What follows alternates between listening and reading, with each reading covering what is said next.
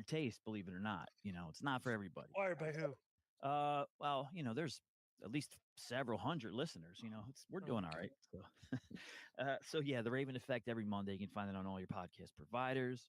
The Creative Control Network at the CC Network 1 on X features moments ago. Get My Go's whole catalog is on there. I don't know. You know what? I'll break a story. I don't know if Get My Go will come back.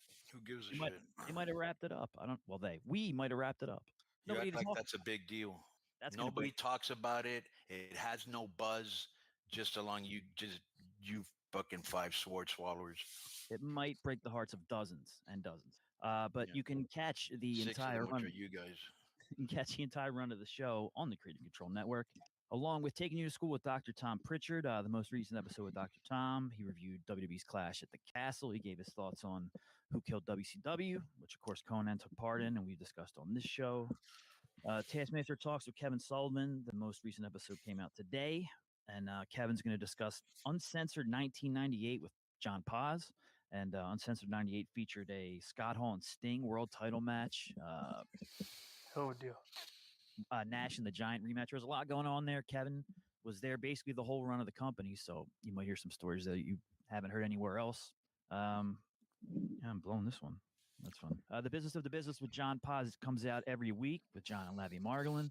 And they go over all the wrestling news. If you're into that inside look at wrestling, whether it's contracts, releases, TV deals, all that kind of stuff. They go over it every week, a little bit of a different voice for your pro wrestling news. The Undisputed Podcast with Bobby Fish, also on the Creative Control Network. His most recent guest was Matt Riddle. We're trying to clamp Matt Riddle down for this goddamn show. What's he doing? But yeah, he was on the most recent guest on the Undisputed Podcast with Bobby Fish. Those guys have a lot in common and work together a lot. So good conversation. Follow that show, subscribe. And, of course, WrestleLingus with Cav Manning, the WrestleLingus show, number 2 show on the Creative Control Network, by the way.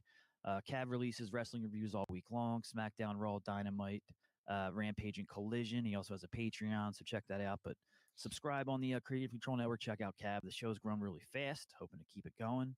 And, yeah, at the CC Network 1 on Twitter and Facebook. That's about it. So you can check me out on Twitter at KONNAN 5150. I want to thank our patrons for riding with us. I know you got a lot of other podcasts, wrestling, and other that you can go for your information and entertainment source. But thanks for riding with us.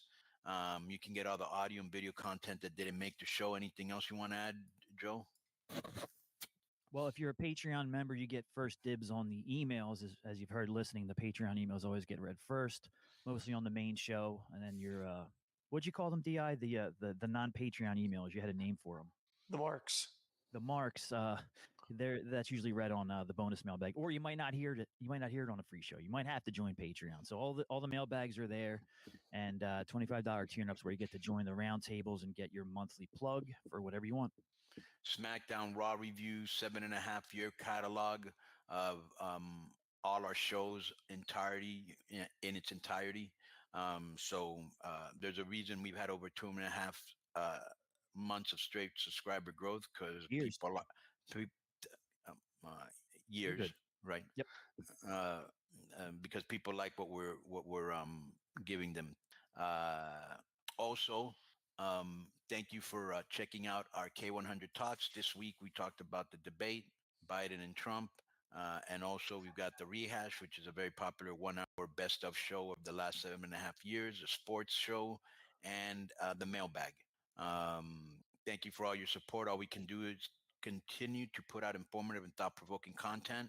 I also want to thank our guest this week, Dave Penzer. Okay. And I couldn't have done this without DI or Joe. And we will check you out next week. Thank you for listening to Keeping It 100. Boom.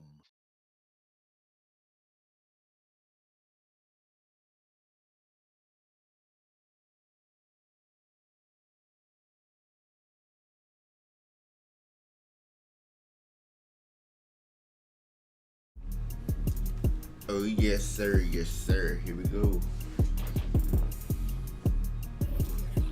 Look like Tyrese Halliburton's out. Fifth inning Aldridge on our sideline, and here with me, Greg Anthony and Steve Smith. This is Kevin Harlan. And of course, Tyrese Halliburton. He is still out of the lineup. Kevin, yeah, he got injured a few games ago, and it has been tough without him. Here are the starters for Las Vegas. Green is out there with Gilgeous-Alexander. It's Garnett, then it's Williams. And it's Lively in at the 5 down low.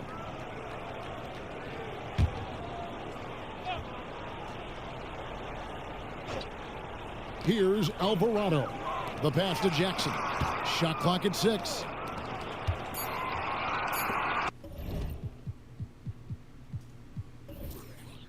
I really don't need to focus on anybody, nigga. I just got 7 seconds.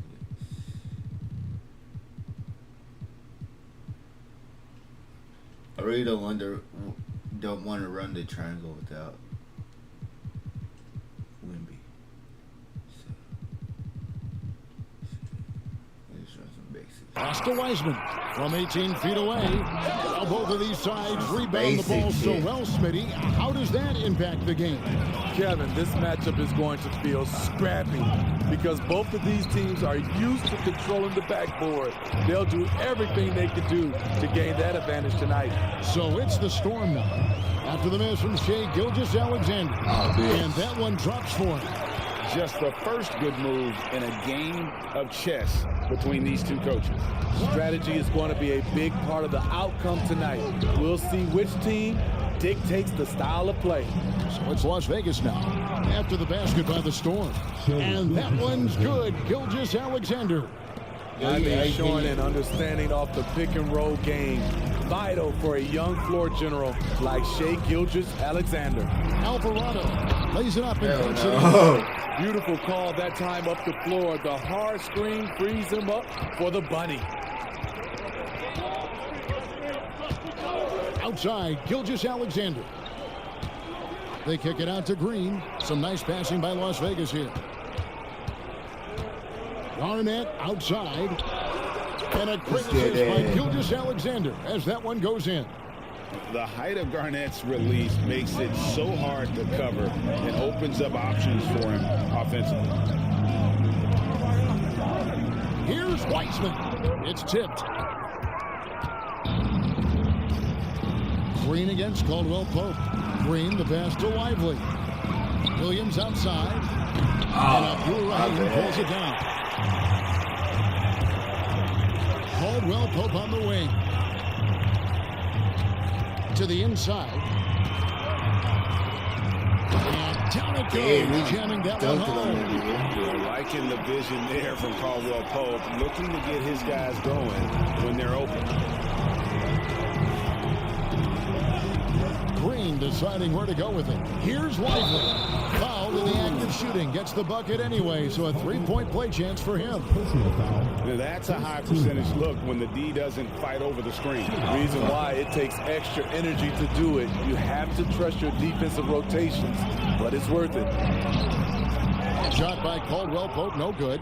And not allowing the shooter even an inch of breathing room on that one. And you know, we always talk about this. Just changing the shot can be just as effective as blocking it, even though it's less spectacular. Buries it from three-point range. Yeah, defenses beware. You have to close out hard on KCP and disrupt his rhythm. Here's Gilgeous-Alexander. The teardrop falls in. That's nice work, stopping short of the rim, just laying it over the top. Outside Jackson, back to Alvarado. Feeds to Jackson. Garnett with the block. And now, here's Gilgeous-Alexander, the fast break champ. How about the floor awareness by Gilgeous-Alexander? Solid at just spotting his open teammate. And we're just over 3.5 minutes into the first quarter. Passes it to Wiseman.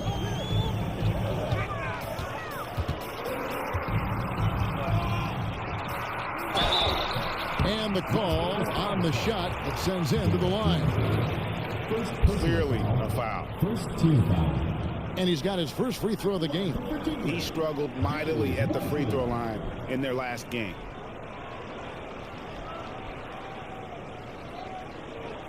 Take a break. Take a break. 2 shots.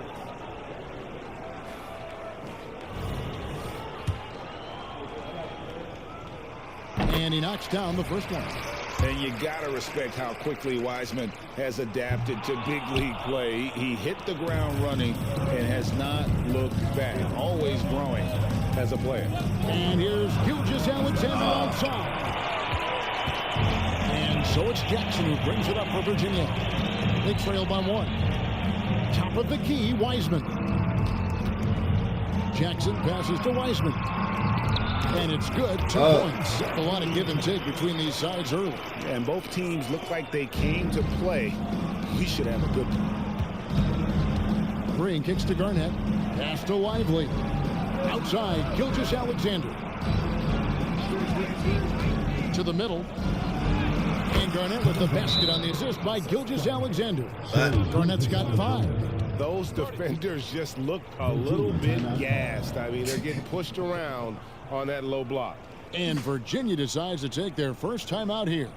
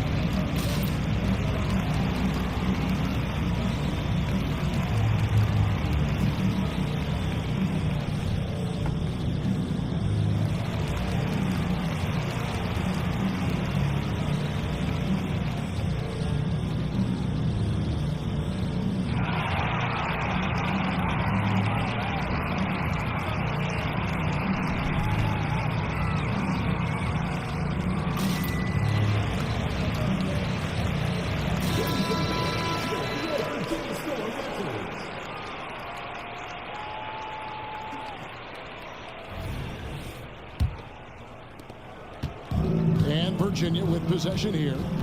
They trail by 1. Poked away. Abdul-Rahim passes to Caldwell Pope. Virginia working the ball around. Inside, Jackson dishes to Caldwell Pope. Here's Wiseman. Hits the layup after the sweet pump fake to freeze the D. Wiseman's got 5 now. Now listen, we know Wiseman has a nice outside game, but inside there aren't too many guys who can match up with him physically. Williams inside the line. Here's Garnett. And there's 2 points. Working on the glass, paying off that time. He's got 7. And they're beginning to just flat out fall apart defensively right now, especially on the interior. Now the pass to I wonder if Abdul-Rahim. they're string point guard.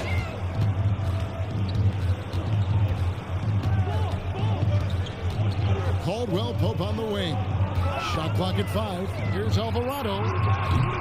Misses the 3. Outside, Green. Pass to Gilgeous-Alexander.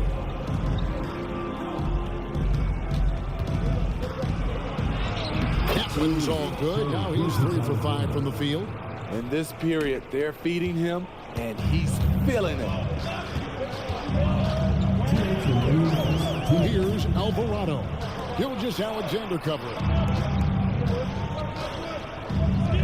Here's Wiseman. And Lively pulls it down. Missing that one helps out all the analytical guys from the mid-range. Nailed from three-point land.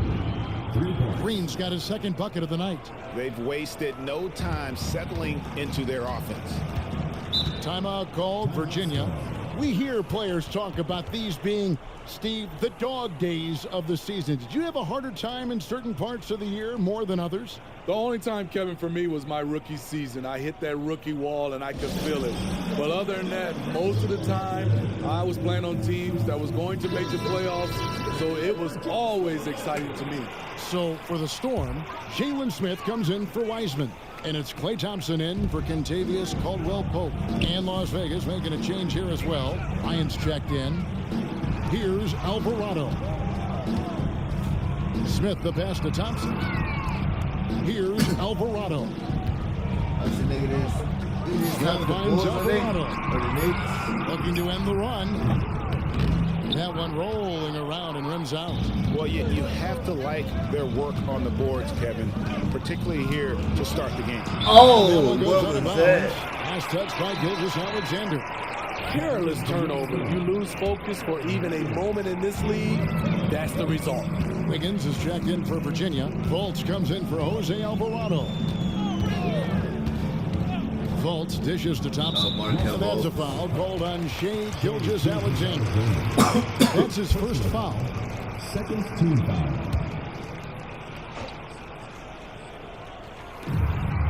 Outside Jackson. Jacks up a three. And Thompson gets it to go in on the assist by Jackson.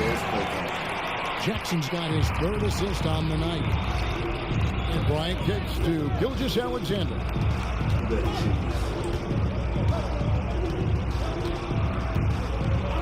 On the wing, Williams lets it go with a three. Some solid defense there from Jackson.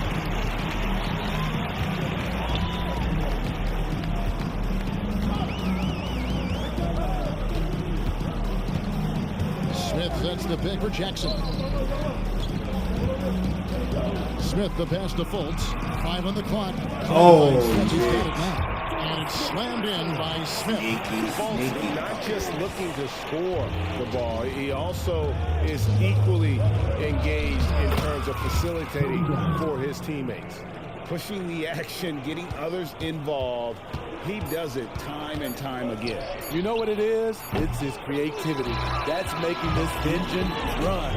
And so lots of scoring in that competitive first quarter. Las Vegas ahead, up by 3. And we'll get the second quarter underway on the other side of this break.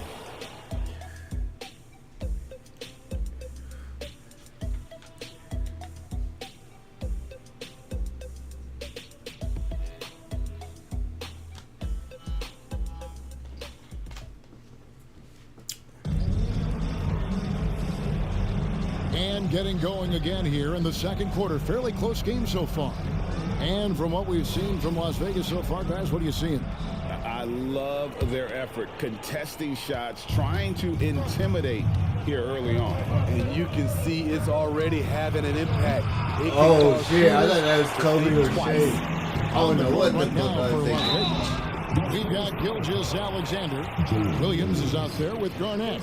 And there's Bryant. And it's Lively in at the pivot spot, manning the middle. Virginia shooting their third and fourth free throw attempts of the game. 2 shots.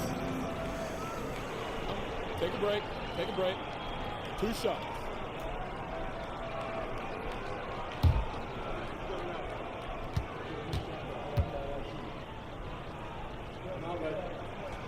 That free throw, no good. Oh, he missed. This is Aaron Wiggins. And the second free throw, good. Now, here's Gilgeous-Alexander. It's Kobe Bryant on the wing. The shot's good. Gilgeous-Alexander making the play. Kobe's got 5 now. And nice set there, making it easy for Bryant. He had that lined up all the way. Fultz looking around. Thompson for 3. Knocks down the 3 ball. 6 points for him. Yeah, and when you're hit, you gotta hit back. And you know he was going to try to respond. Those threes canceling each other out perfectly. Fultz against Gilgeous-Alexander. 6 to shoot. To the paint. Bryant. Up high. Down hard. Kobe Bryant. Leaping up to the rim, Bryant sees the opening and does not hesitate to attack. Fultz against Garnett. A shot by Thompson, and no one's around. Hey, he's going fire. 3 for Virginia. Woo! He got a clean look, and he makes the defense pay for disrespecting him. The putback. Oh! Stayed with it, but they couldn't get it to fall. And that's a foul called on Shea Gilgeous-Alexander. That'll be his second foul of the game. Green, he's checked in for Kobe. Checking in for Las Vegas, number 4, Jalen Green. And now approaching 2 minutes of action here in the second quarter. Now here's Wiseman. He's tightly guarded. Thompson misses. Fultz against Gilgeous-Alexander. Nobody near Williams. And a great assist by Gilgeous-Alexander as that one goes in. Gilgeous-Alexander's got assist number 8 now on the night. Passes it to Smith. Down low. Here's Wiseman. And Lively pulls it down. Lively's got 6 rebounds here tonight. Gilgeous-Alexander passes to Green. He dishes it to Williams. Some nice passing by Las Vegas here. And it's Gilgeous-Alexander missing. Thompson looking for an opening. Fultz the bounce back. They get it back. And another shot. Smith with a wide open look. That misses. Had a chance to tie it there. Las Vegas leading by 3. Gilgeous-Alexander, that's a 2-pointer. Here's Garnett. It's rebounded by Virginia. Wiseman's got his 4th rebound in this one. Wiggins with it. Williams picks him up. And Smith with the stop. One of the cases where height fails to tell you the whole story. Here's Gilgeous-Alexander. 6 points for him. On the wing, Green. I can't do shit because these are my starters in here. Kicks it out to Garnett. Pass to Lively. Outside, Gilgeous-Alexander. 6 on the shot clock. Garnett with a screen on Fultz. Gilgeous-Alexander finds Garnett. It's good. Still growing as a true lead guard. Gilgeous-Alexander is a high IQ passer who isn't afraid to let the play develop. Timeout called, the Storm.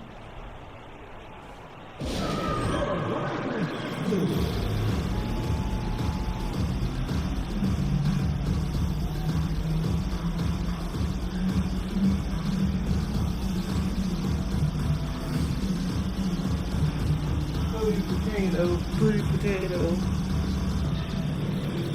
Pretty potato. Oh, there you are. Check it out.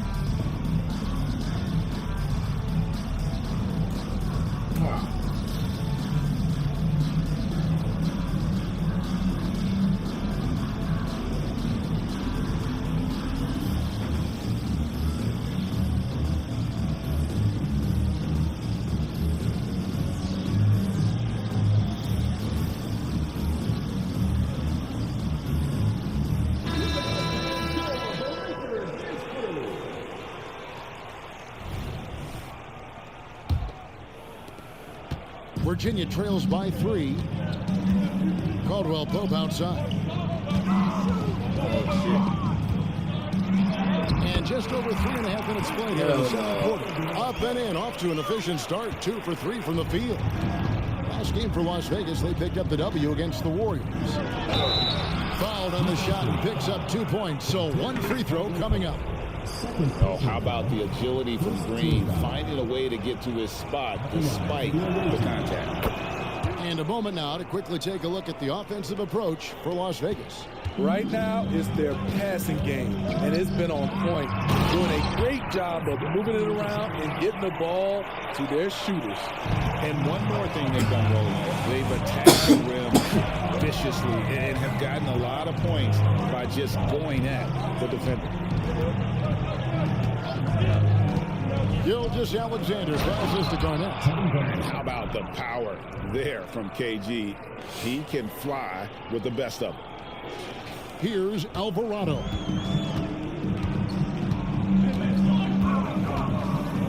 Tries it from 9. It's deflected. And gotta like what they've been doing down low in the post. And Garnett with the slam. Playing with high energy, outworking the defense up the floor. And I just love it when the fast break results in a high percentage look. Not always the case these days. Alvarado. Wiseman dishes to Out of Caldwell all the Pope. niggas under the Count that fucking one. hoop, man. Caldwell Pope's got 4 points now in Did the that quarter. nigga is a And fucking part of an layup. overall effort for Kentavious going for higher percentage shots. But that time working inside. Gilgeous-Alexander passes to Lively. They get the rebound. Lays it up off the glass. Lively's got the lead up to 6 now for Las Vegas. Relentless on the offensive glass, And and niggas tired. then He he ain't loves used to to play finish. this much. In the corner, it's Wiggins. Here's Abdul Rahim. Oh, good shit. A piece of it. Now Las Vegas moving it up. Go, KG. Go, KG. Go. Garnett finds Williams. Will not go. This is off the front iron. I'll tell you what, he's been off target all night, and his Oh, teammates let's go, had to KG. rally. And they're forcing the ball inside, and it's working like a charm.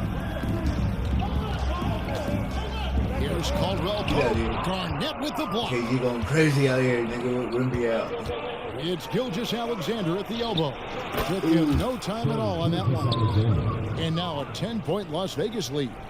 So tenacious on the offensive end. Shea is a problem from the mid-range. There's the pass to Caldwell Pope.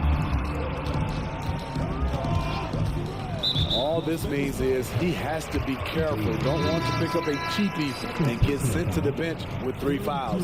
Jackson, he's checked in for Virginia.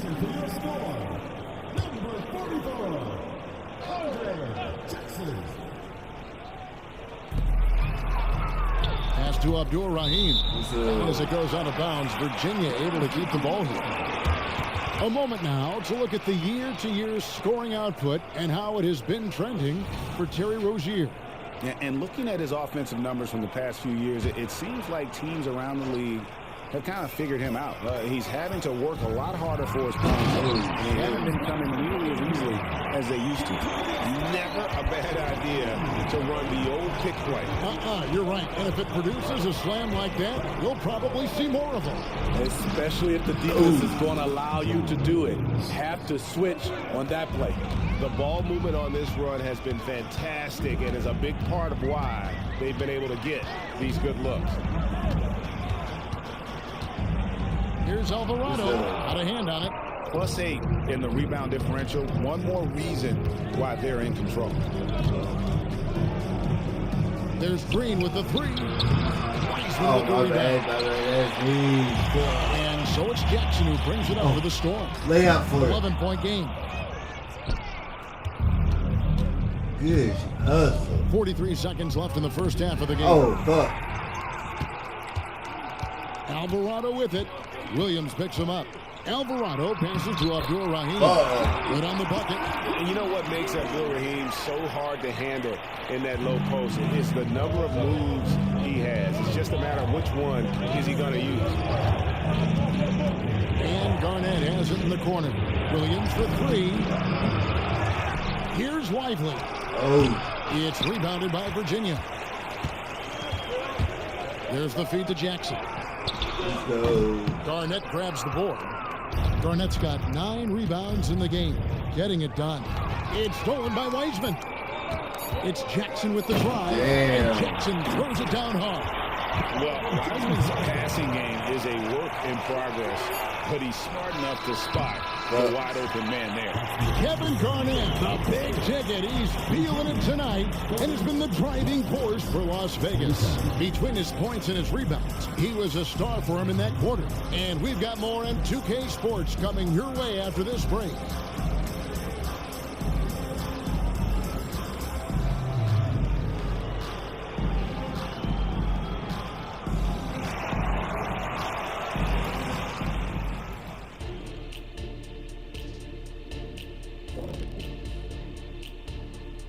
Greetings.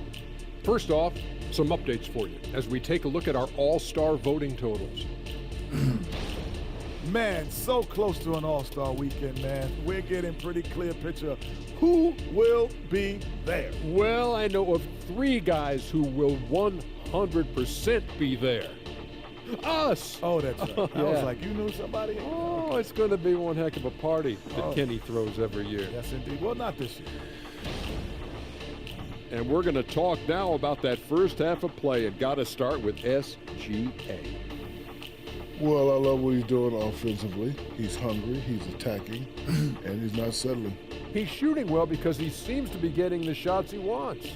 Listen, a guy like that can always get a shot that he wants, Ernie.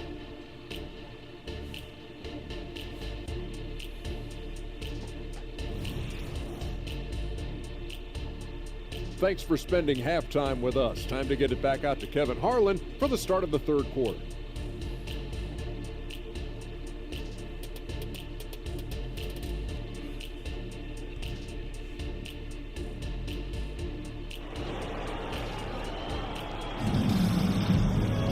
And for those of you just tuning in, thanks for being with us. The second half of this game still to play. It's been a clinic from Kevin Garnett. Yeah, and early on, he has been feasting in the paint, and you have to think they're going to keep feeding the big fella. Why go away from something that's working? Force the defense to prove that they can stop it. They've got Kentavious Caldwell-Pope. He's out there with Jose Alvarado. James Wiseman's out there with Jackson, and it's Abdul Rahim into the four-man position. And we've heard defensive-minded players, Greg, say, man, everything is a foul nowadays. You can't even touch the guy. You can't defend. Do they have a point? It's getting tough, isn't it? I mean, you can't use your hands. Yeah. You have to be set. It's almost like they want defenders to be traffic cones. And for Las Vegas, we've got Williams. Jalen Green is out there with Gilgeous-Alexander. And it's Garnett. And it's Lively in at the center. Las Vegas leading by 7. Outside for Gilgeous-Alexander. Garnett with the screen for Gilgeous-Alexander. Offensive rebound. Got it. And he's now 8 of 9 from the floor. And they have built their advantage on the scoreboard here by doing all the little things. Alvarado passes to Jackson. He doesn't hit that one. Jackson's gone 1 of 4 from the field. On the wing, Williams. Beyond the arc. It's rebounded by Virginia. Abdul Rahim's got 4 rebounds now tonight. Here's Alvarado. Green with the rebound. Well, he wants to shoot his way out of this cold spell, but the struggles continue. You know, to me, this is when you want to focus on creating for others. Give someone else a chance. It's called a teammate. Oh, selfless play right there from Green. He's all about getting it to the open man. Timeout called. The Storm. Look at Kevin Garnett. What a contribution. You know, he's been a one-man wrecking crew down low. His consistent scoring has dictated the pace of this game. We'll see if they decide to front him, bring a quick double, or maybe even both to try to slow him down. Third quarter here, over a minute and a half. Jackson passes to Alvarado. Virginia working the ball around.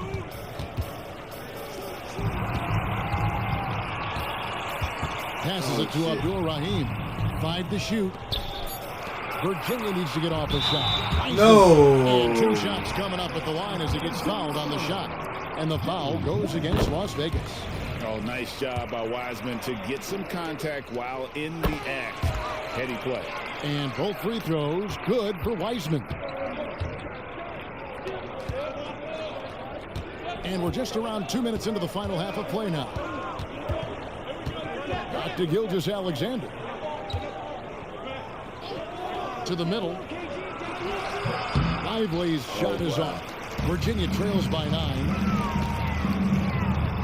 Out of bounds, Las Vegas takes possession. And a look now at the Storm's schedule coming up. On Thursday, they'll be matching up against Rudy Gobert and the Charlotte Hornets. And then on Friday, they'll be matching up against Gordon Hayward and the San Antonio Spurs. You know, some might look ahead at the schedule and start marking off how many wins they'll wind up with, but I think that's a trap. You can't take any nights off in the NBA, and you've got to stay in the moment. Basket is good. He'll get a chance for one more at the line. Another good play. This is how they built the lead, calling on the right guys at the right time. The reason why they stayed aggressive, and they have not let up this entire night. And at this point, I wouldn't expect them to. And now the latest from our reporter, David Aldridge. Thanks very much, Kevin. Now the NBA is finally testing out in-game penalties for flopping. It's one free throw for the opposing team. Now, you ask people around the league, everybody was ready for this. And the goal is to trick the officials instead of getting the right call. You can hit that in the bud. Kevin? Yep, no argument here, DA. Thank you. Gilgeous-Alexander comes with the double team. And a bit of a battle here for the ball. The official signals a jump ball here.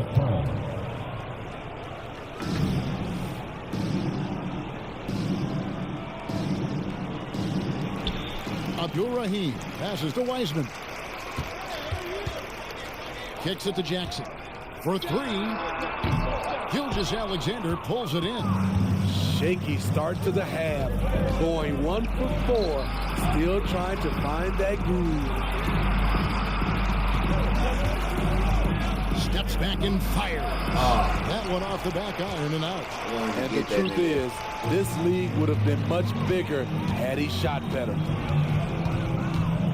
Pass to Caldwell Pope. Out to the right wing. The fadeaway. And Lively pulls it down. Lively's got rebound number 9 now. What an effort here tonight. Yeah, good job to take it right at them. He made the only free throw attempt he had earlier in the game. And he makes the first. And Virginia making a change here. Wiggins is checked in. So 1 for 2 that time at the stripe. And it's Jackson with the ball, bringing it up for the Storm. They trail by 11. Here's Wiseman. It's rebounded by Las Vegas. No way. Garnett outside. Here's Green. Caldwell Pope with some nice D. Offensively, that's how you want to end the possession, except for the result. The pass to Wiseman from outside the arc. It's rebounded by Las Vegas. Garnett's got 13 rebounds in the game. Seeding. And Green slams it in.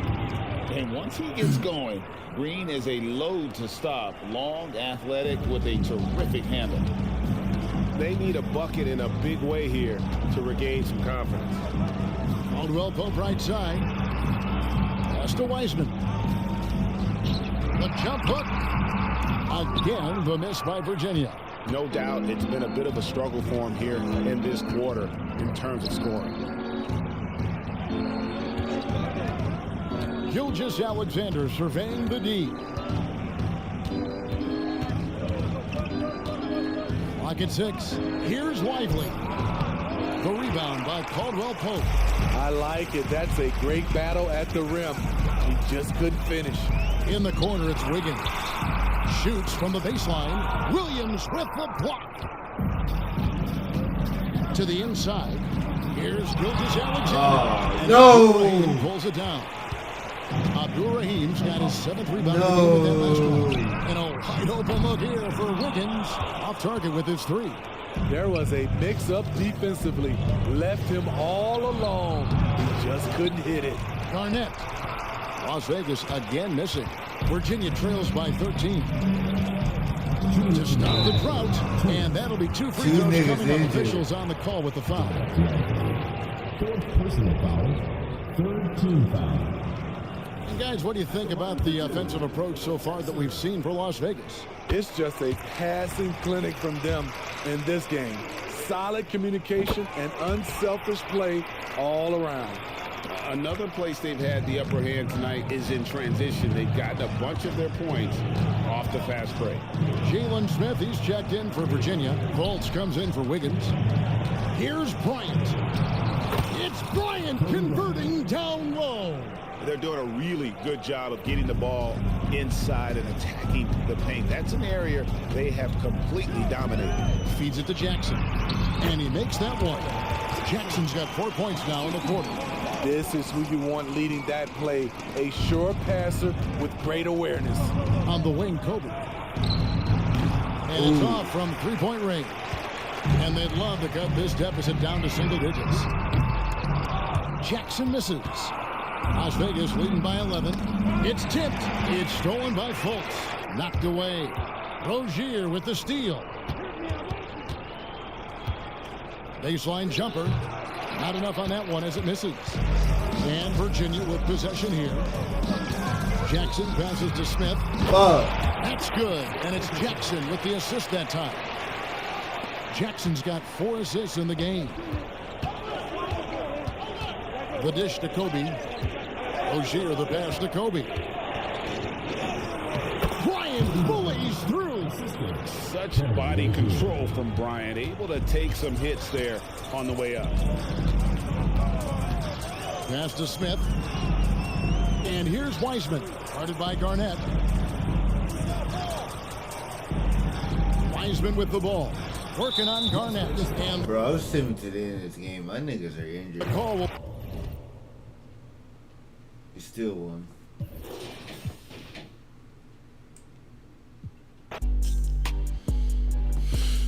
My niggas are injured.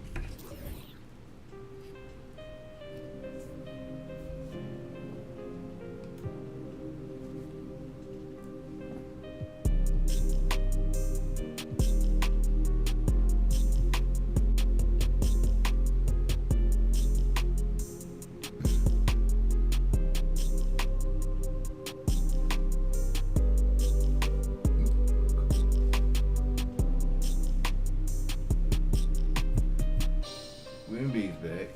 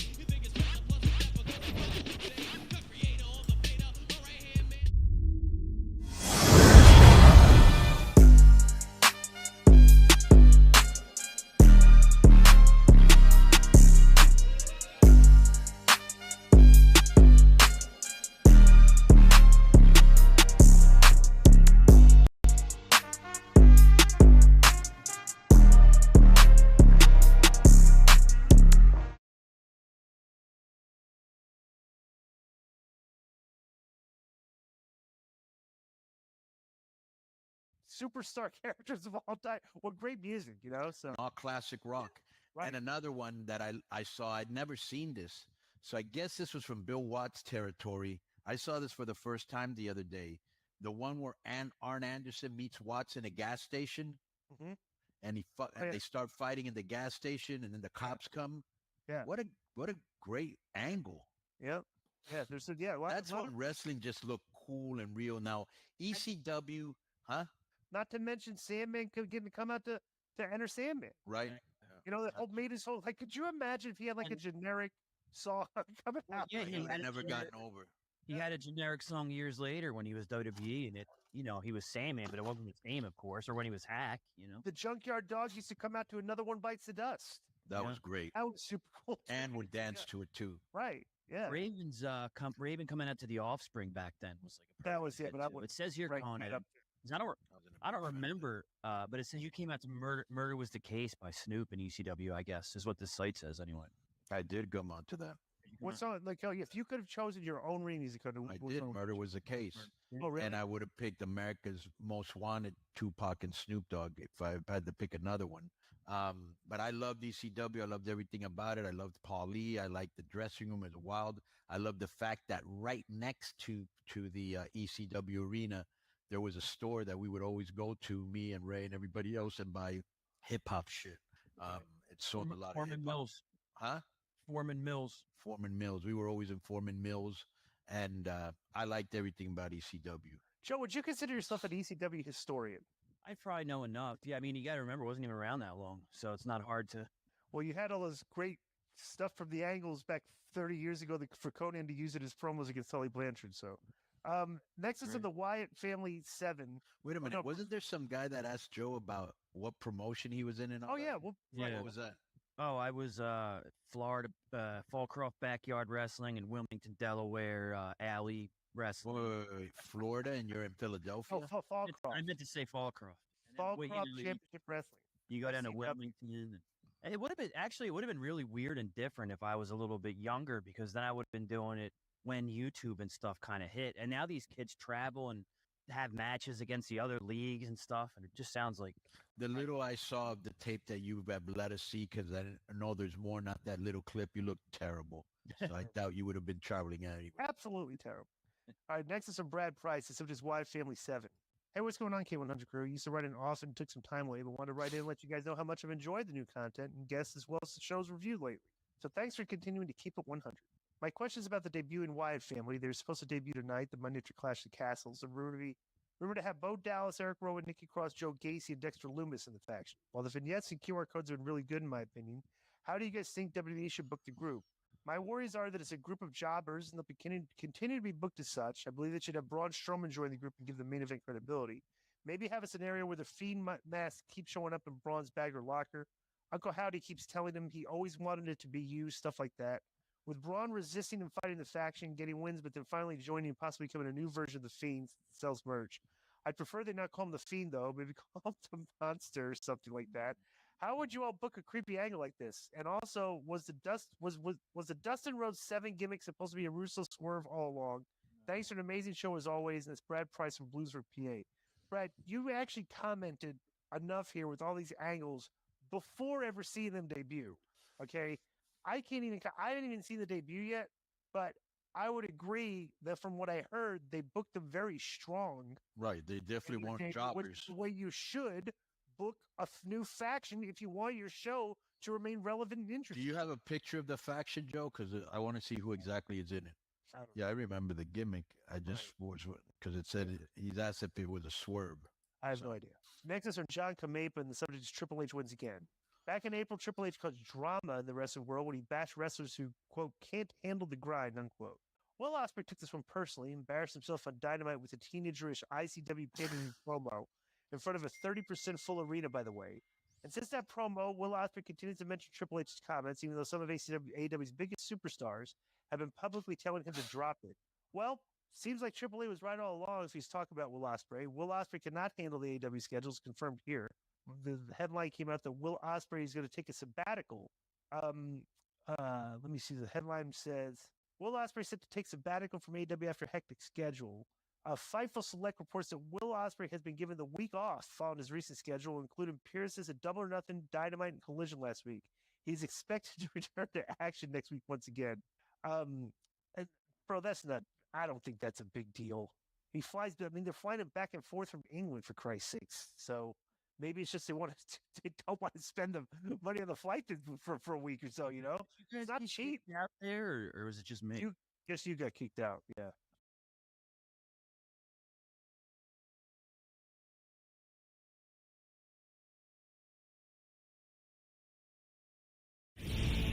Oh yes, sir. It is time for our second ever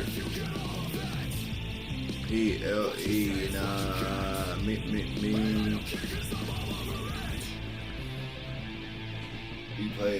We gonna play every match. Seems like through that match, like always. Damn, Frank Shannon, hey girl, got that man. Starting off with the Women's World Championship.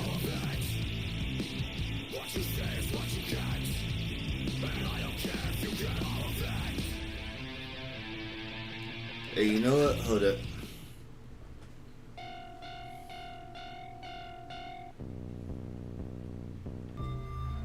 I wonder. The following contest is scheduled for one fall and is for the Women's World. I'm sorry. I'm sorry. Hopefully I didn't just fuck all this up. Introducing the challenger from Las Vegas.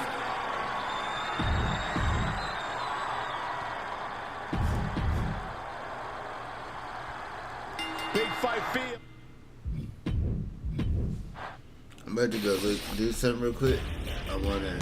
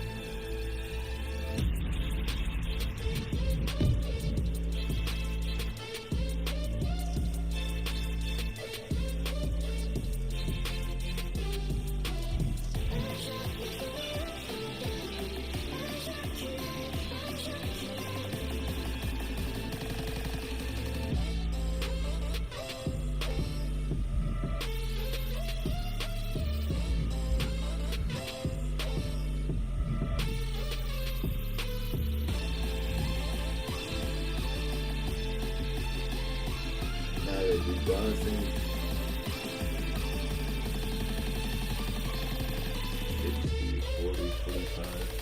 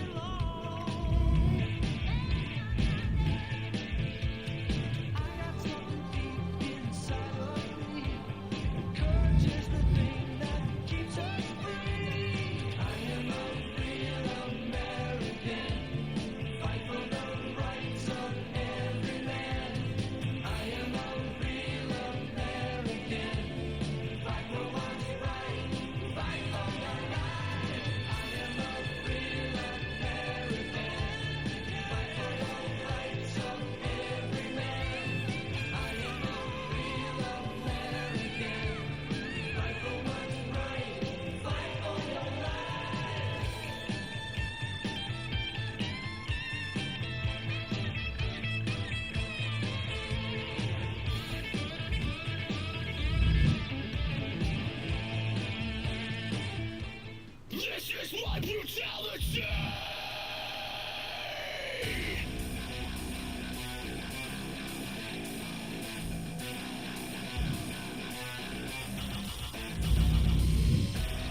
I eat, sleep, bleed. The demons in your dreams. I eat, sleep, bleed. Look at my eyes, look at life, life, life. Look at my eyes, this is you and die, die, die. Look at my eyes, look at life, life, life. Weekend, all of the devils in me, I still feel the darkness that lives in me. Give you chills, I'll take your soul in your sleep. I'm evil, there's no escaping from me. Do or die. This is my brutality. The demon in your dreams will hear me in your screams. I am the deadly disease. I'll put that soul to sleep. I'll leave you 6 feet deep. Brutality. Look at my eyes, look at life, life, life. Look at my eyes, this is you or die, die, die. Look at my eyes, look at life, life, life. Look at my eyes, this is you or die, die, die.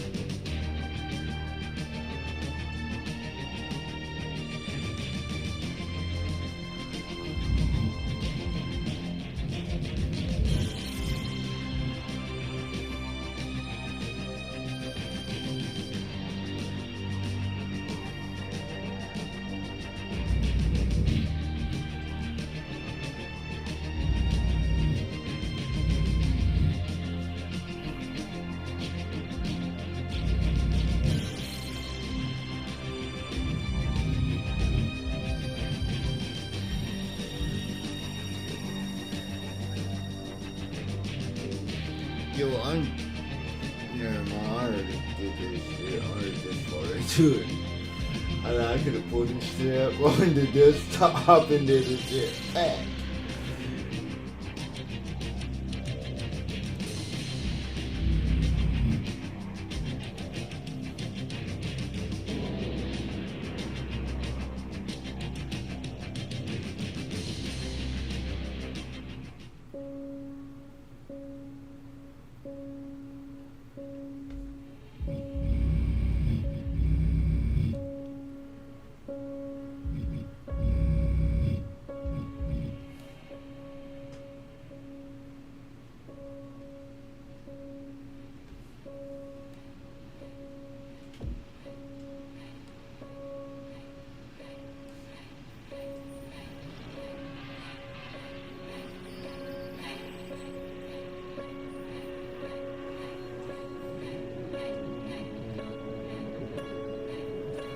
I am gonna have to pull this shit up on the desktop real quick.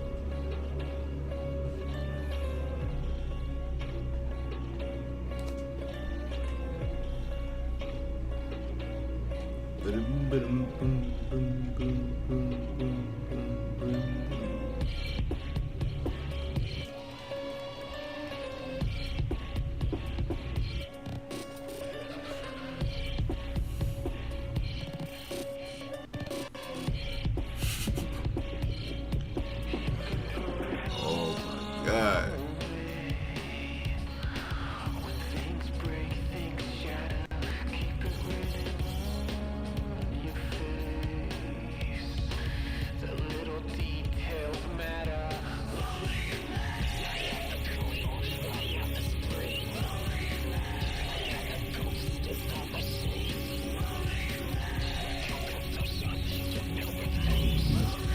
Oh, this is way easier to see.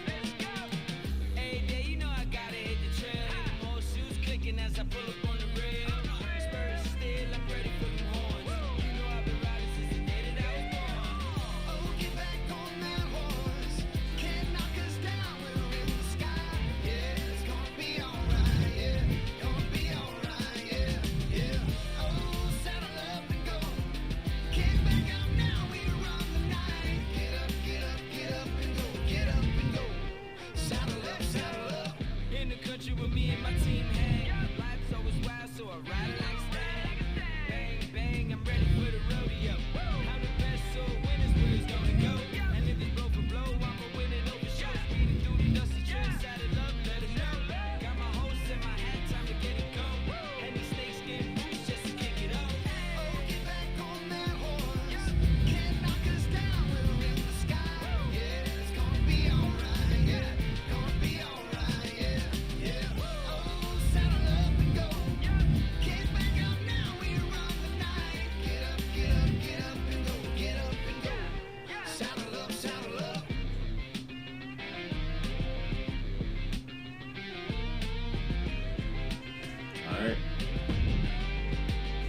make her matches better.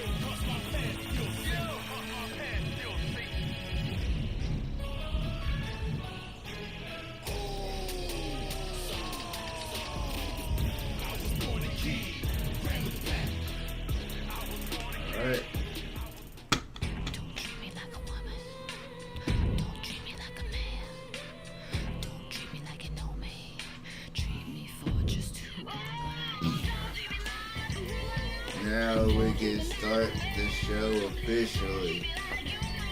Legacy Clash.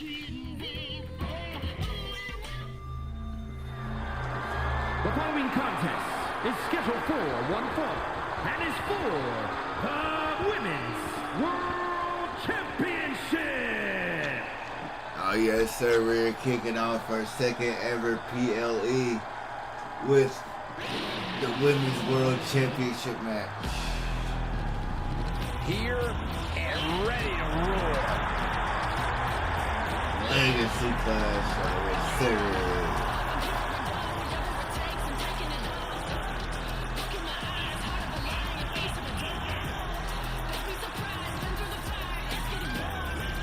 Already a favorite of the NXT crowd. It won't be long before the entire WWE.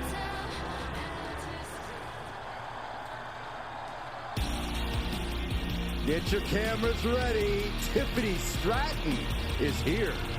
Beauty, grace, athleticism, and skill. Tiffy has it all.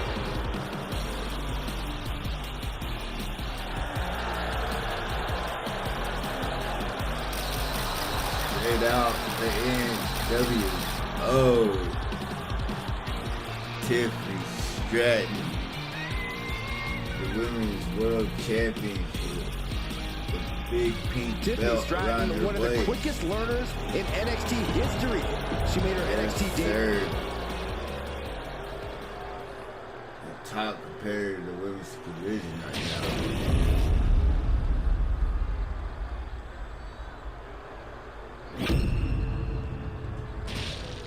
Introducing the challenger from Las Vegas, Nevada, Nikita Lyons. Look at this arena. Look at this ring. It's beautiful out here. And her opponent from Prior Lake, Minnesota, the Women's World Champion, Tiffany Stratton. Look at the belt. Oh, sexy. Look at the belt. It's probably the best belt I made in this universe, folks. Look at the arena, though. A fully confident challenger in their corner. Absolutely hell-bent on capturing the title.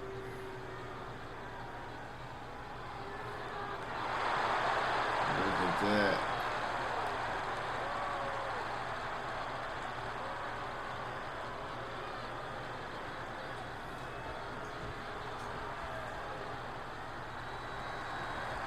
After winning this title, the champion seems to be riding high. Any champion's riding high. Cole, what do you want them to skulk around, bummed that they're the best? And that's not what I meant. Forget it.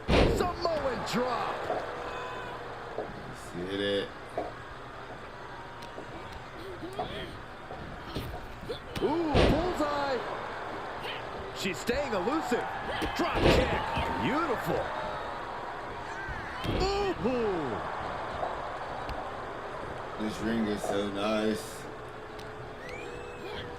Looking worse for wear in the corner now. Using the forearm to their advantage. That showed a complete lack of respect for your competition and for our sport. Oh, look at this ruthlessness in the bottom turnbuckle. So just a relentless assault from Tiffany. Lyons needs to be resourceful. Find a moment to strike. Power slam. Is it enough? 2. Stays in the fight for the title. Somehow, some way. Tiffany Stratton comes from privilege, as we know, but she won't be able to buy her way into victory here. I dispute the idea that she needs to.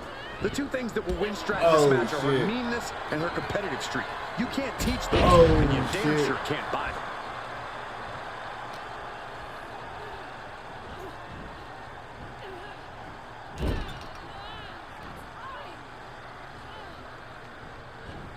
Have you ever seen a huge... Oh, new champ!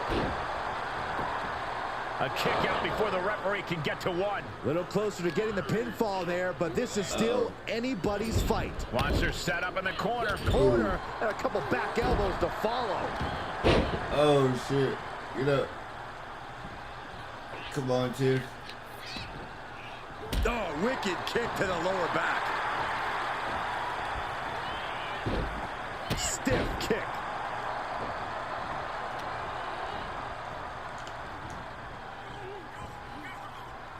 Stratton turns it around.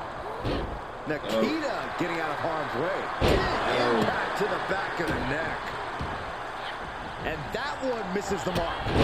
Kick. Oh my gosh.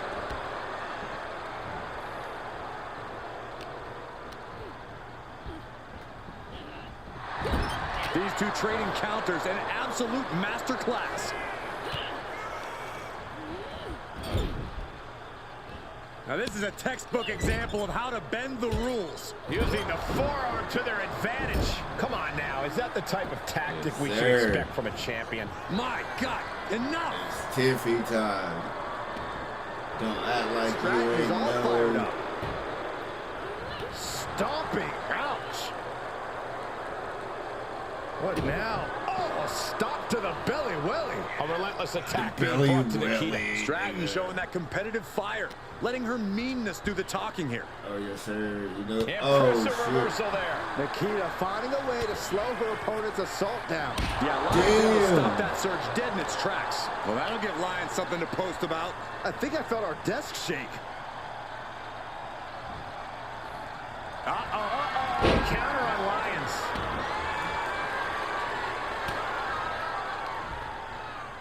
And look at front back suplex. Oh, shit.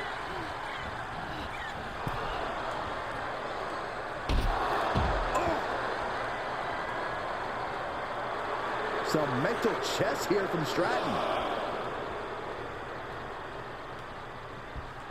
Oh, shit. She saw that one coming. Up and around, down with a tilt-a-whirl backbreaker. Placed into the corner. Bang! Nikita getting out of harm's way. Wrenching their opponent, and look at these multiple knee strikes. Just getting pummeled as the champion was unable to return fire. Counter, and now there's an opening. Uh-oh, submission move. Fujiwara. That's it. Rolls through, a clever escape, and a knee. Oh, the effects of this match are showing on the champ. Yeah, but you can't count anyone out yet. This match could still go either way. No, she reversed it. There ain't no way I went for a hammerlock. The top wrist lock. But here comes the fire. Oh.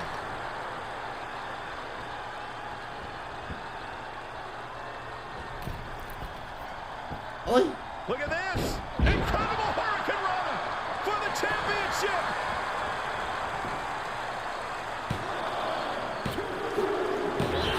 Tonight, Nikita Lyons enters a whole new stage of her career. Here is your winner. Damn it. Women's World Champion, Nikita Lyons. That wasn't supposed to happen. Safe to say things did not go to plan here tonight. Yeah, no one ever plans on losing their title.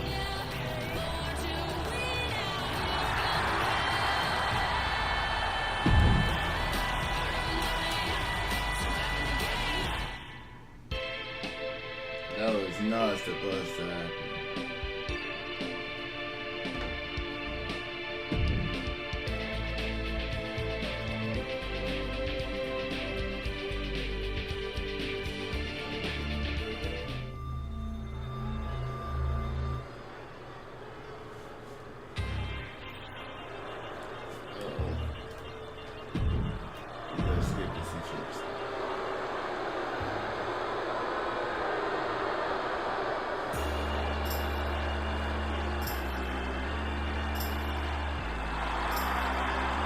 The World Tag Team Champs.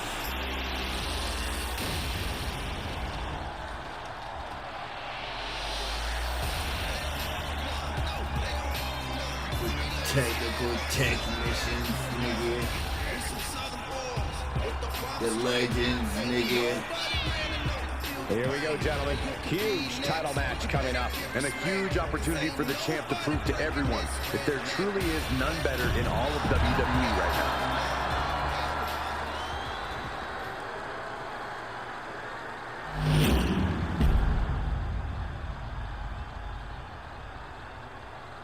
World Tag Team Championship on the line.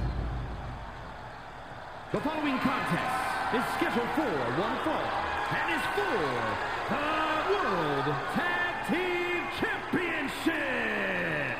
Introducing the challengers at a combined weight of 426 pounds. Grayson Waller and Austin Theory, the Chick Magnets.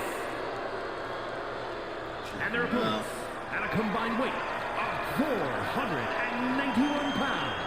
The World Tag Team Champions, Bobby Lashley and AJ Styles, the Hit Squad. It's going to be good one. Bald Energy. The goal is obtaining those tag team championships. Being on the same page will be vital in this one. We're going to have to replace NAJ.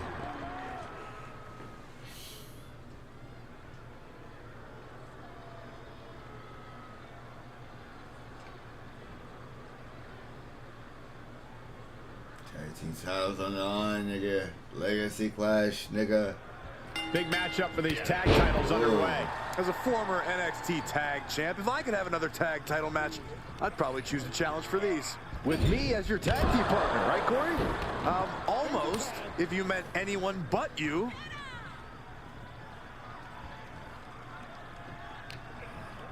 Set him up here. Up in the suplex. Oh, no. Nigga.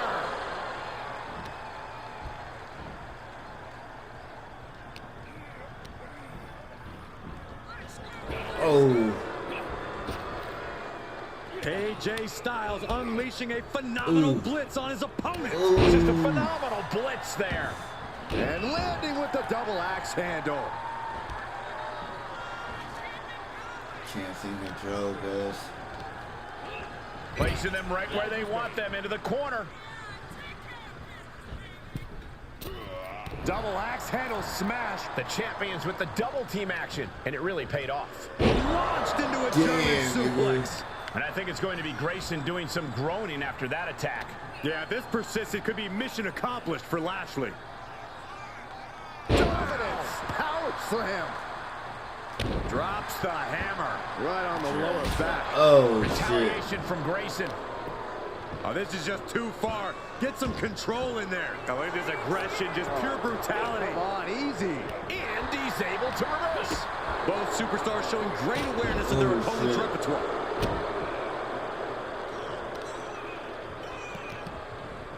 And Grayson gets that turn back on him.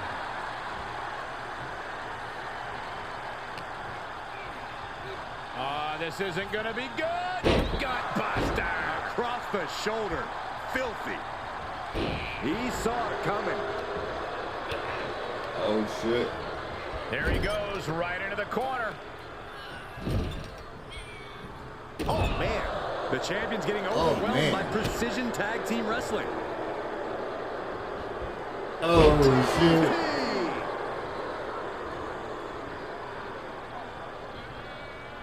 Damn, Lashley. Austin looking to embarrass his opponent. And he gets the tag.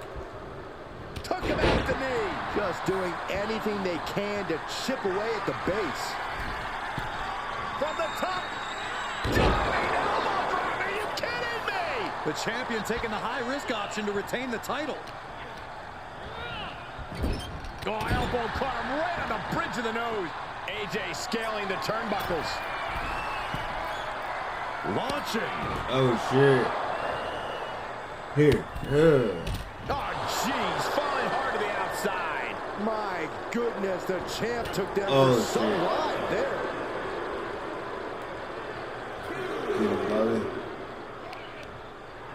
AJ just adding salt to the wound right now. And a well-executed move we just saw there. Back in. And he throws the opposition back into the ring. She got that dirty Drops the hammer right on the lower back. The challenger eating up some damage. There's some of that world-traveled savvy from Styles. And I was watching New Legacy video, and they had the same shit going on. So dismantling the arm in the corner. I ain't got the patience to go fix everybody. Grab or apply a proper hold after a move like that. Theory sidesteps. I go fix people I really want to keep around, but I eventually plan on having mostly original calls in here at some point. At least by the second cycle. Needed a midsection. It's only 6 PLEs, it's the second one, you know what I mean? Oh, man.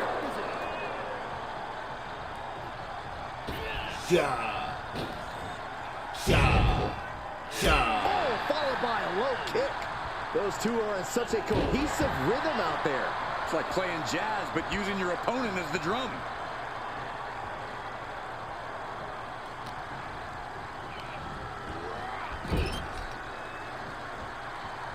Waistlock applied in the corner.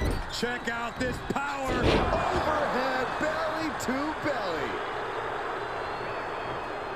I forgot last year's best open. Oh. Quick thinking from Theory. He saw it coming, taking advantage. Gutbuster. Across the shoulder. Filthy. Bobby Lashley. Oh, man, this dude is so powerful as he delivers the Dominator. This is starting to reach Cain and Abel levels of animosity, guys. Jeez, Cole, I hope it doesn't go that far. Yeah, I don't think I can stomach that. Theory in a daze. This might be over. This is over. Cinching in the hurt lock. It's cinched in deep. What a unique submission maneuver here. Look at the pain his opponent's in. The tag team champions retain. Here are your winners, and still World Tag Team Champions, AJ Styles and Bobby Lashley, I need to fix the this. Hit Squad. I keep saying that, but I never go back to fix it. I just in this tag team victory. Put that match in a museum or a textbook so future teams can study to learn.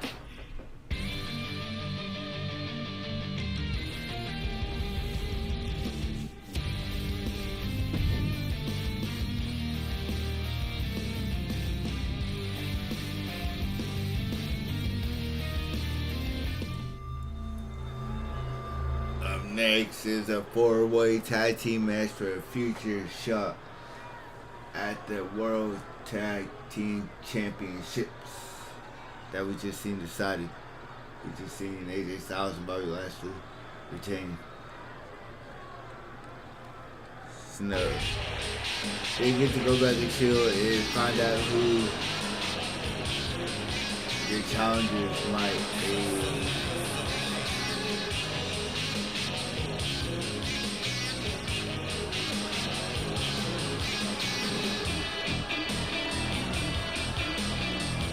The first team out, Is a fatal four-way the tag NWO goes. Introducing first, at a combined weight of 701 pounds, Vader and John Cena, the NWO. Ever since I took my seat. Who else is in this match?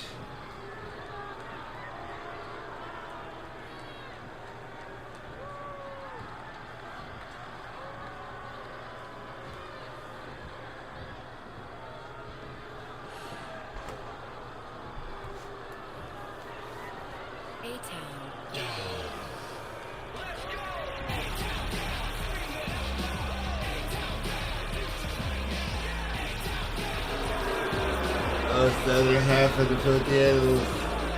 And their opponents, first, at a combined weight of 405 pounds, Dominic Mysterio and Logan Paul, the Chick Magnets. You are looking at You've some seen their highly homies get motivated beat. competitors in this match, looking Now to they're steal trying to the get show the get and back. capture the attention of the entire WWE Universe.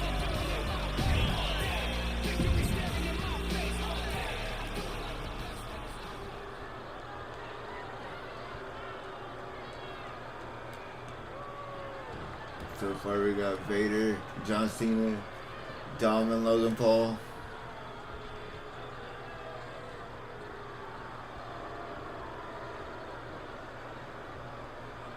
Look who it is.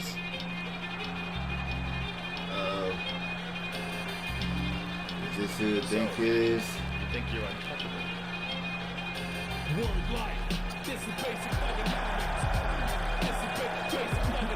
Making their way to the ring at a combined weight of 456 clutch. pounds.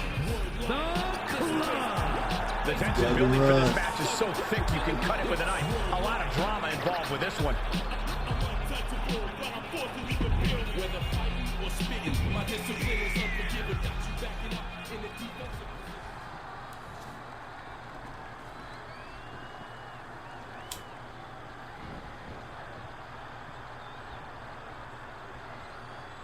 The WWE Universe on their feet.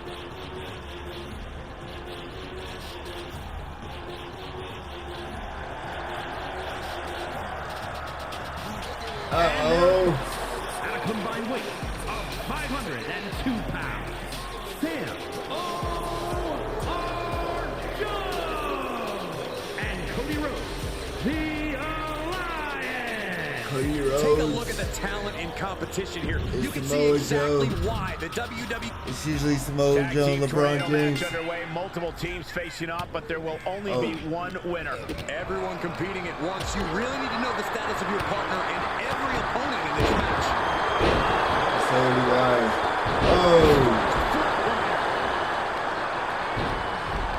Setting up. Nice suplex.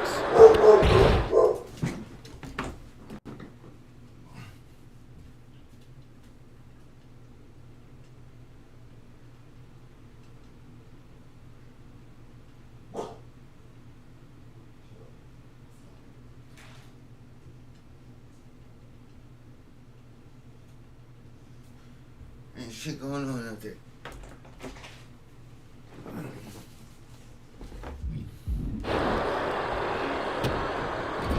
Let's get back to this chaos we got going on. Right to the arm. Hyperextend your elbow. Oh, why am I locking up with Vader? John Cena down with a powerbomb. That was one of those powerbombs that was shortening someone's career.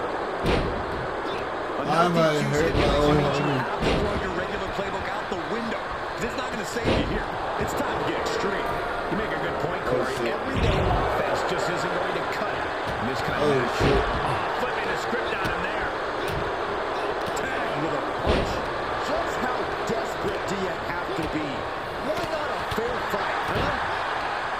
I don't know where one can find the strength. They can still get deep for that powerbomb. The powerbomb's not meant to be pretty, but oh man, does it get the job done. Yeah, I'm pretty sure they don't want to be taking any more of those. Cuts. And another counter. Oh shit. And he has free reign to the outside with no countouts to worry about. And did you hear the impact of that? I don't know if there's any ounce of professionalism in an attack like that. He's feeling the effects of that last hit. The mud hole has been stopped, and now it's time to walk it dry. And what a throw that was. I don't think people realize the amount of strength it takes to hurt someone like that. Meanwhile, Paul. That was a powerbomb with one message in mind.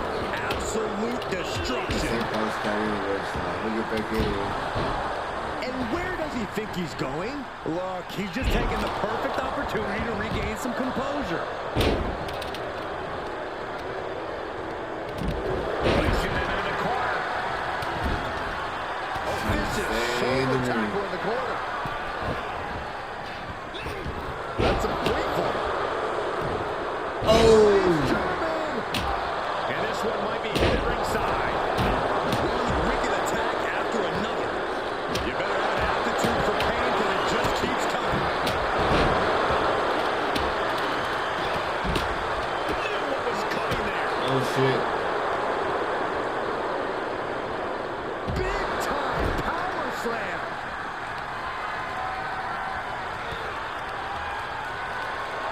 Not the prettiest thing you'll ever see, but it sure looks effective from here. Get up, get up, get up. Gravy with a body blow. Oh, flying forward. Now turn your lights out. And just being tossed away there. Being able to pull that off, no one is going to question if you skip going to the gym today.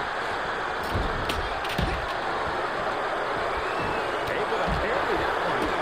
The assistant. Crazy out here. Scouted each other. Drive it down. Ooh, stinging kick.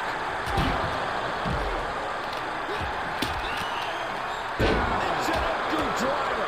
And the count's broken, keeping the match alive. It's not over yet. Yeah, Big forearm. Springboard clothesline. Oh, right to the kidneys. Oh, clothesline. Nice running crossbody. Oh shit. Has it hooked in. Ah, kick. Nasty kick. Oh fuck. So everybody to the front seat. Oh. Will the speed up. And then back to Dominic. Surprisingly quick kick out. I didn't think this match was close to over.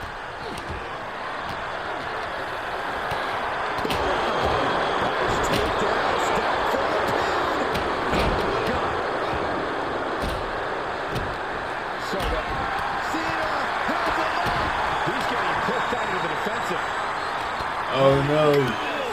And then look at that. Dominic gets the better there.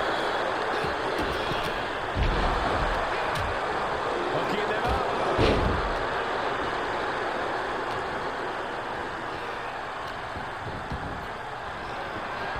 I can't believe this atmosphere. Everyone wanted a banger, and boy, you got it.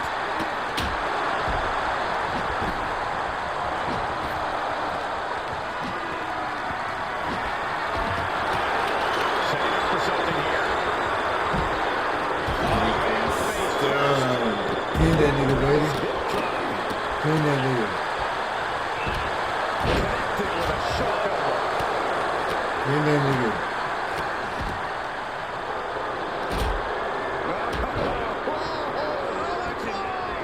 Trying to find a way out. That's one way out of the submission. Might as well do this.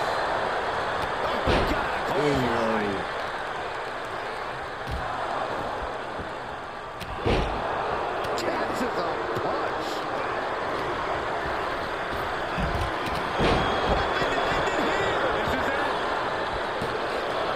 Oh shit.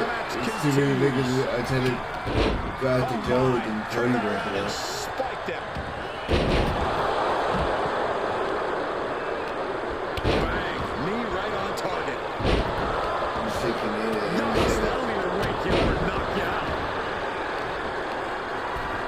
Arm control applied and working on the as this match goes on, he's looking worse for wear. We're getting into desperation mode for him. No, stop the count at 2. You are not alone in your... Here's Cena.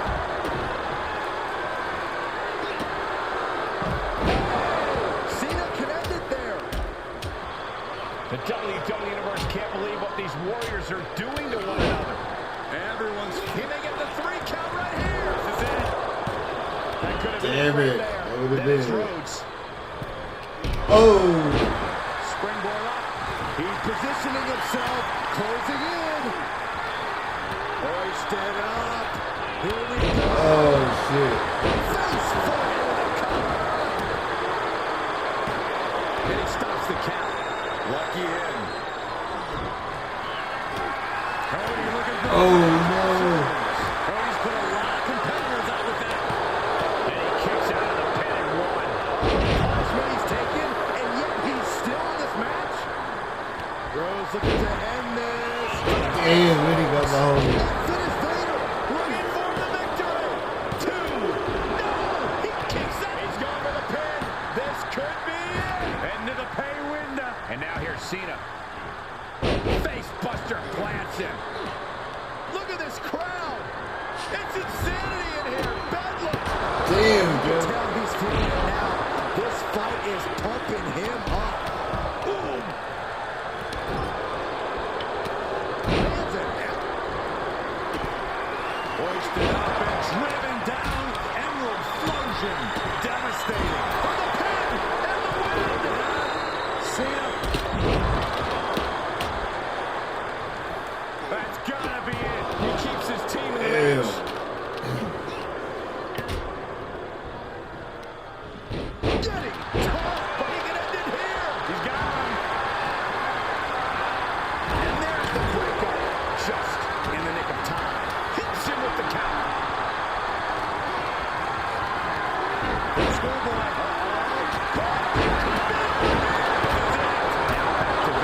And Cena right now. He could pin his opponent right here. It's over. Oh, and he breaks up the pin. Get up. Full control down with a gourd buster. Great trouble here. Can he get it fully locked in? Scoop slam. Escape and a takedown. Uh-oh. Saw it coming. Nice rolling crossbar. For the win. Now it's Paul.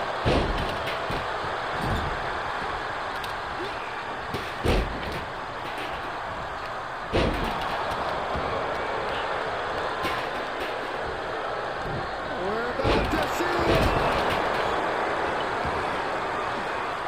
Attitude adjustment. Does Cena be landed here? He's going to pin this coming. Almost ended it there. I cannot believe what I'm seeing right now. No one can. Let's go.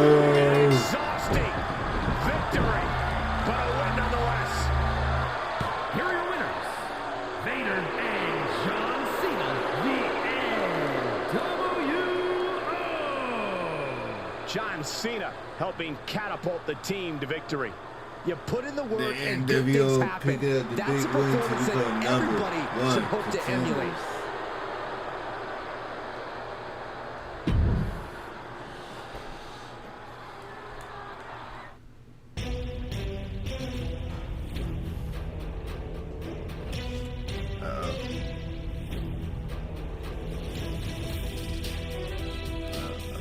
fight.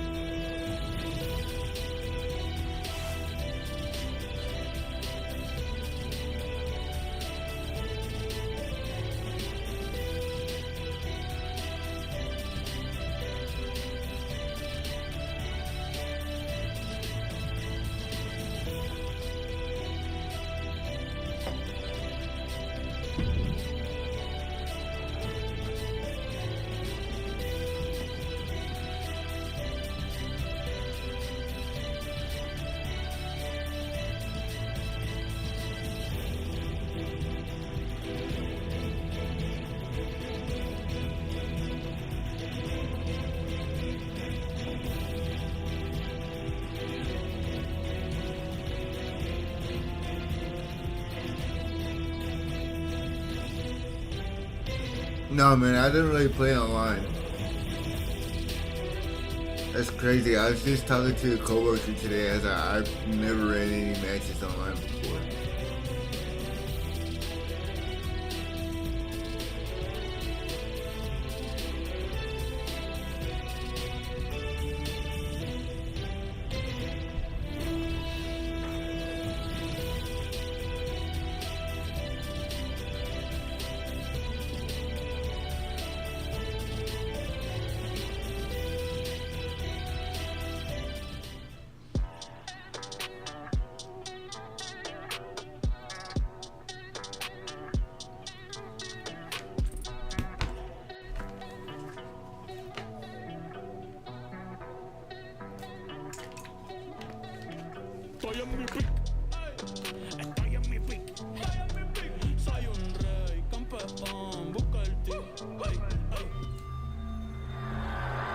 The following contest is scheduled for one fall and is for the Super World Championship.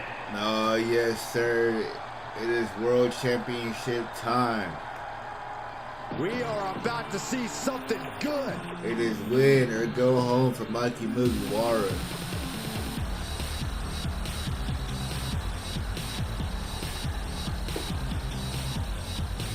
MJF said this is the last he ever wants to see of Mikey in live championship wrestling. And if he has to put his world championship up to do it, it's so be it.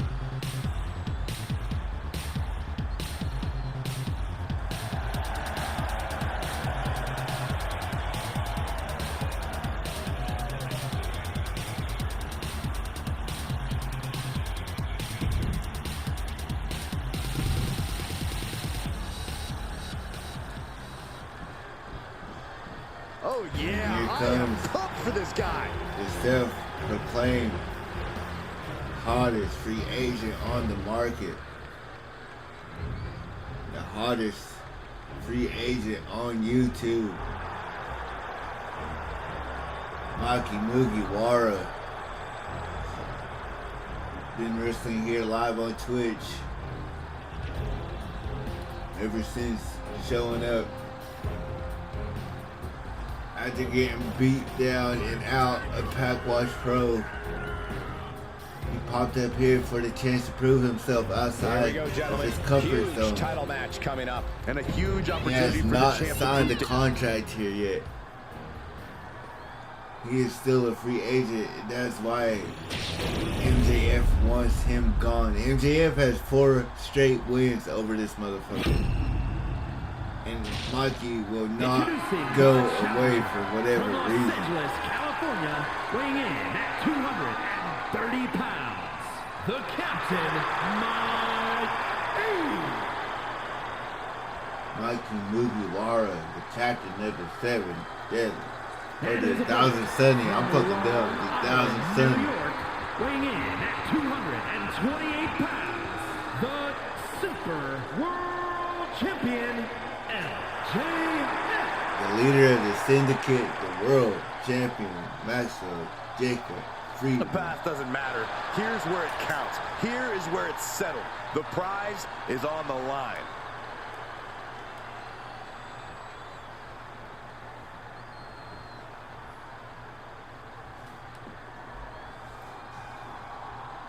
You'll have to forgive me.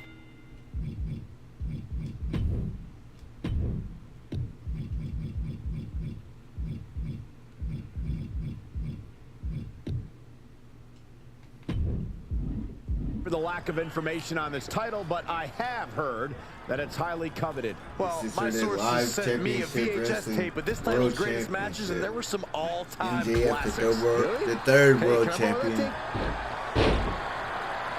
After beating John Cena, and he is trying to get rid of Mikey Mugiwara. He does not want any outsiders in his locker room.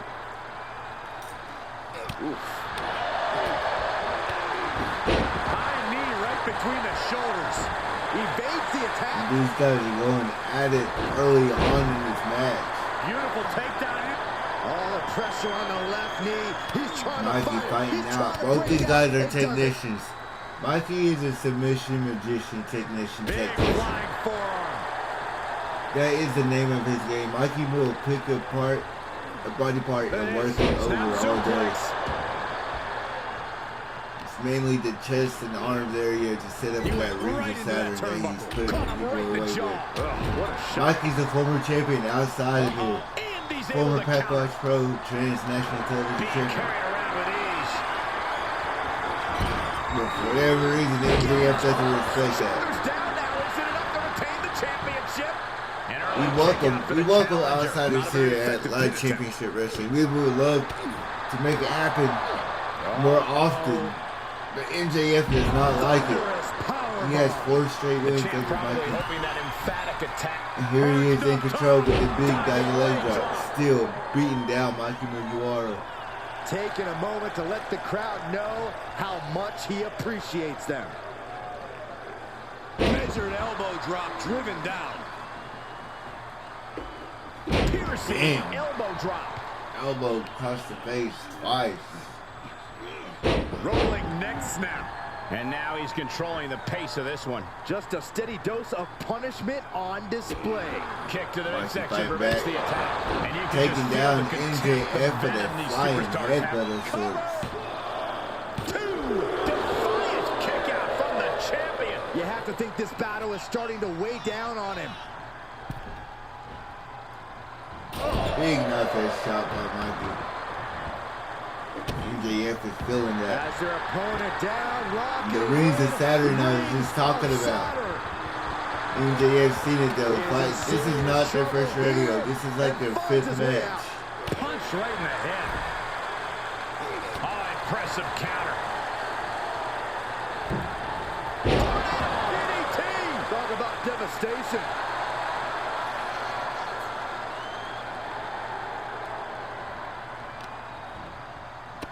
Shot after shot. Damn, Mikey Mugiwara with the right hand. Oh, wicked kick to the lower back. Shifts it back onto him. You seen MJF pull double duty in the last episode of Showdown. Beating Mikey Mugiwara and then defending the world title against Cody Rhodes on the same night. He's getting fired up now. No matter what he did with MJF, he has proven to be the ultimate workhorse fighting champion so far. Staggering to his feet, but he won't like what's coming next. Fujiwara armbar applied. This will hyperextend your elbow, separate your shoulder. Agonizing situation. Give up now. Swallow your pride and he let it go. Yeah, I wonder why. He fends off the attack. Spear. Is it enough? The cover. Ain't no way. That's it. The champ stays wow. the champ. Mikey is done. Here is your winner, and still Super World Champion, MJF. What a win for the champ as he retains the MJF title. still world champion. 2 successive title defenses in the same week. My nigga, Mikey is done here in Live Championship Wrestling.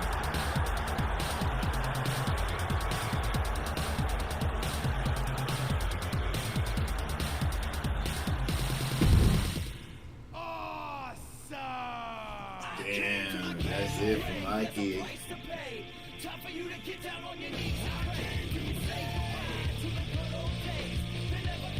Oh, I didn't see this as an Iron Man match. I've never played an Iron Man match.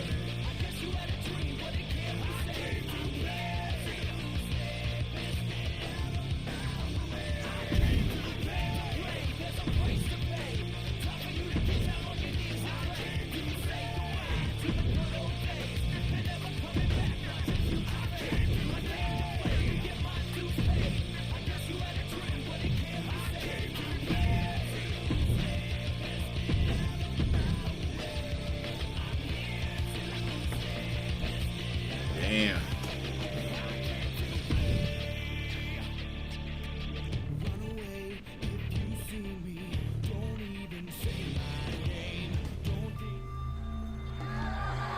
The following contest is scheduled for one fall and is for the Hardcore Fighting. Next match for the King of the Streets Championship. Yes, sir.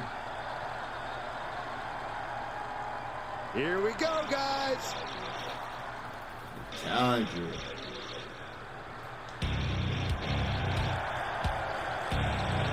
Former champion Mike Awesome.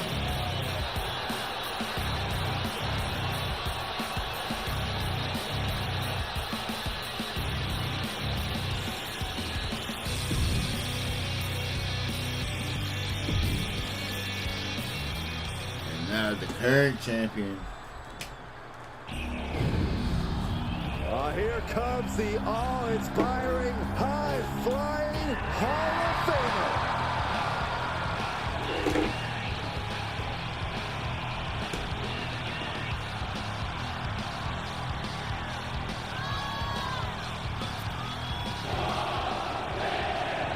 These niggas love him.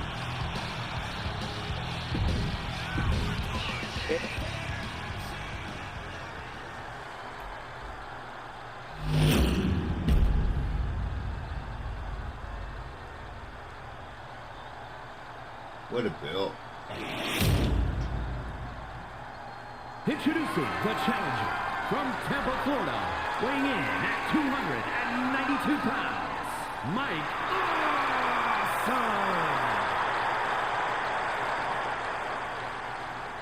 And his opponent from Battle Creek, Michigan, weighing in at 235 pounds, the Hardcore Fighting Champion, Rob Van Dam! RVD with the King of the Streets Championship.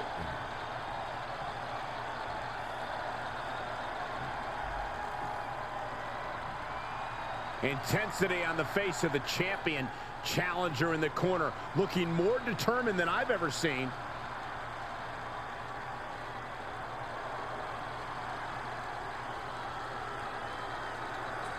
Here we go.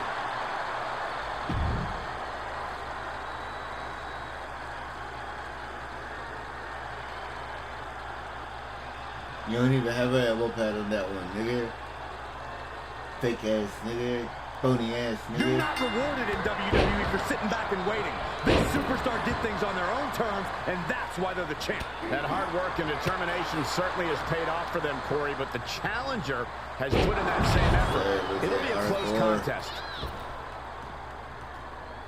He leaves the ring, but he could lose this match by countout. Oh, good gravy. He went for the ladder. What's he going to do with that? Okay, he's re-entering the ring. Oh, what a drop kick. On the mark. Oh, this is not going to be good. Oh, buster! RVD firmly establishing the upper hand. You can tell RVD is lighting up now.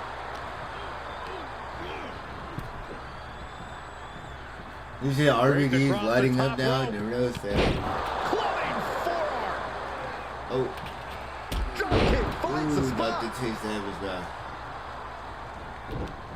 Nice counter from Van Dam. And both athletes showing that they have each other's number. Bad predicament right here. Ooh, nasty shot to the throat.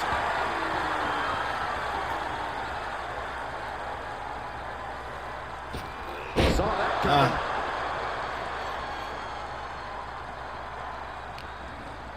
Arm wringer applied and leg lariat with the arm wrench. Very nice. The challenger's looking shaken.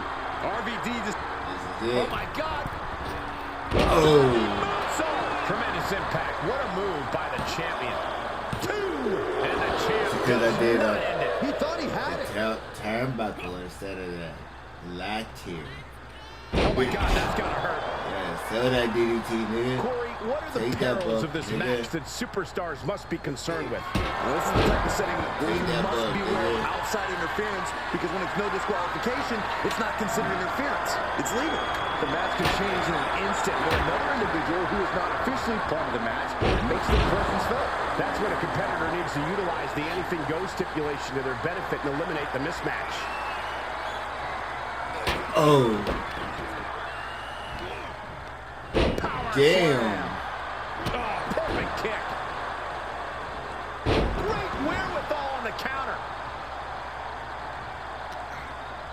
Beautiful arm wringer applied. Bam! So accurate. Oh, shit. Ow. Ow. Ow. Vicious shoulder tackle in the corner. Enabled to counter. He's able to fend off the attack.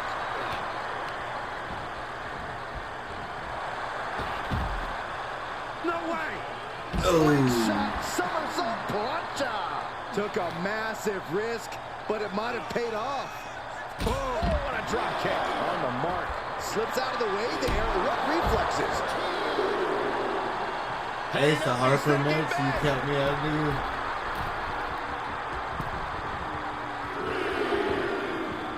Boy, this is a championship. Win this shit to ring, nigga.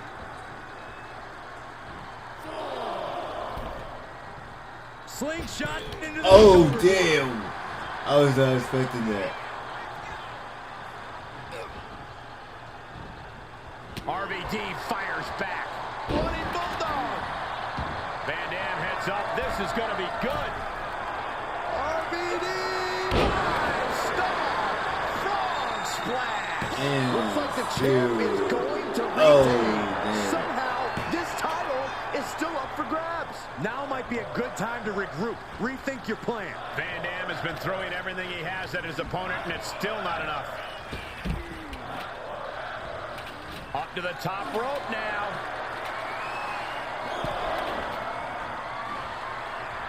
RVD making sure everyone knows who the whole effing show is.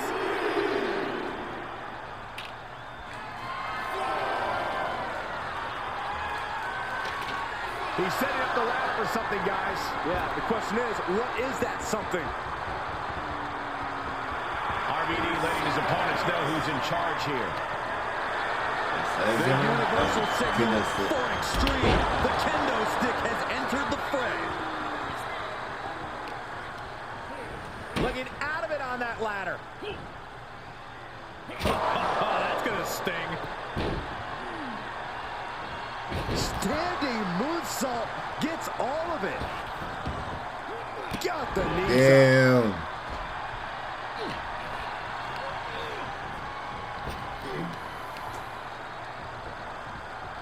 Twisted it right into the neck breaker. Yeah, he's looking pale. Oh, man. Van Dam has just taken command. RVD is holding nothing back. These men have been giving each other such a beating. And you can see the toll of that beating taking effect with every movement. Climbing up top, he's got big plans. Flying. Diving leg drop to the top rope. Cover.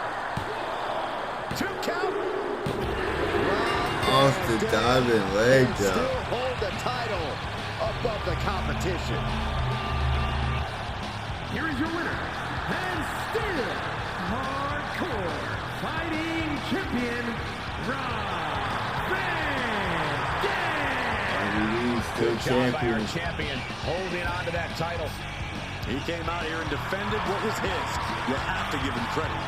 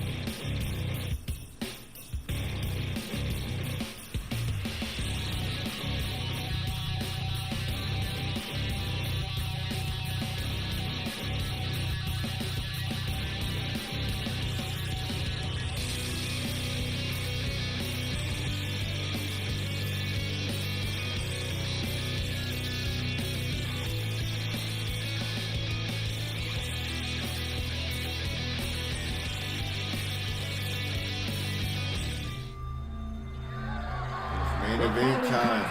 Is scheduled for one fall and is for the Super Television. And it's for the live stream championship.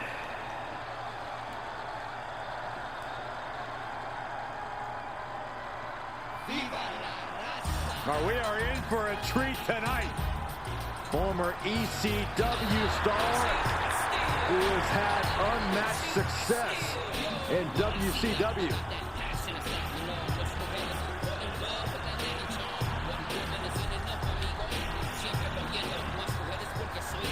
The live stream champion, Eddie Guerrero,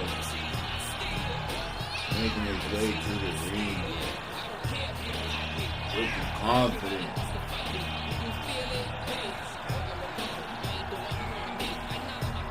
Heated rivalry between the veteran champion, the former WCW young up-and-comer in his first PLE, and his first championship main event.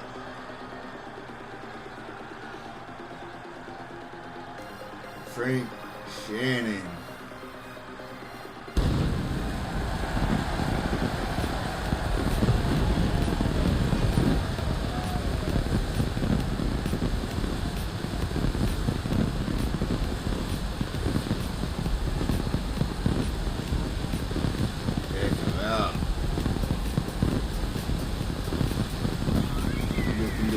First championship ever. Let's not forget the title.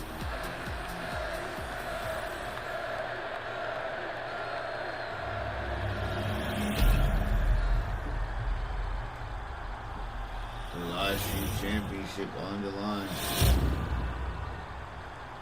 Introducing the challenger from Arlington, Our Texas, main event, final championship match of the night. 35 pounds, Greg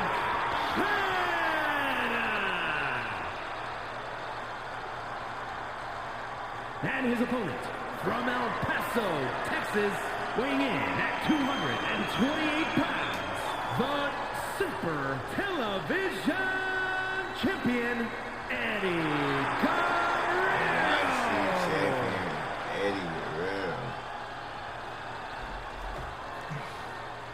This title has been widely talked about and become many superstars' main focus.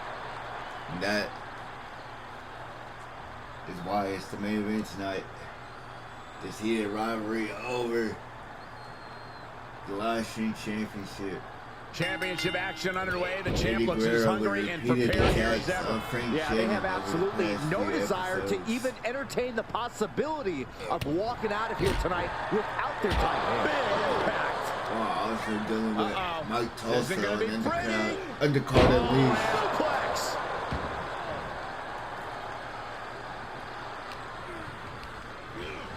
Getting him into the corner. Oh! Going way up high. Shannon started off hot. No holding back. That's the kind of risk you need to take to earn the title. Uh-oh. Hard side kick. The champ getting put to the test here. Jack, face first.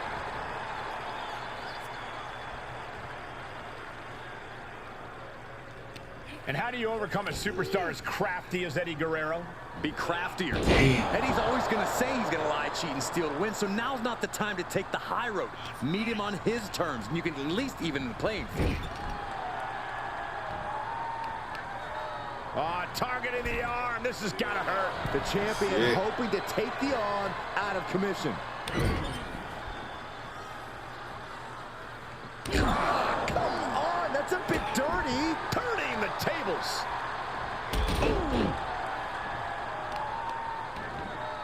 Oh, right to the kidneys. Golly. Oh, shit. Caught.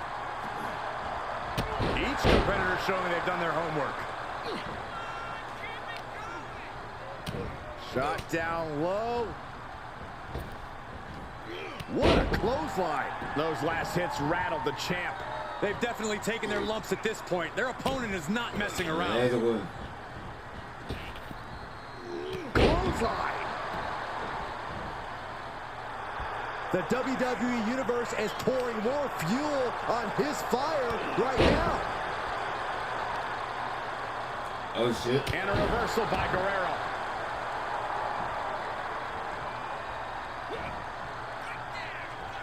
Eddie Guerrero. Oh, we know what he's doing, Michael. Go for the second. And with the completion, we see 3 of these. Eddie there showing off his in-ring acumen.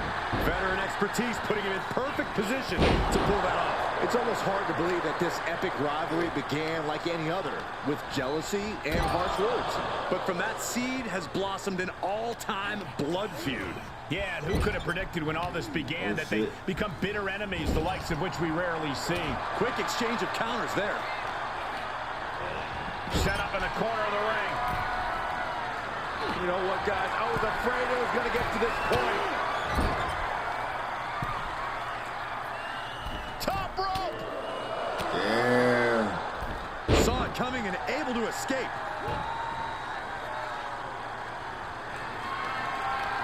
Taking their opponent all the way up with the Canadian rock. Face first into a DDT. New champion. We can have a new champion for the win. 2. New champion. Unbelievable.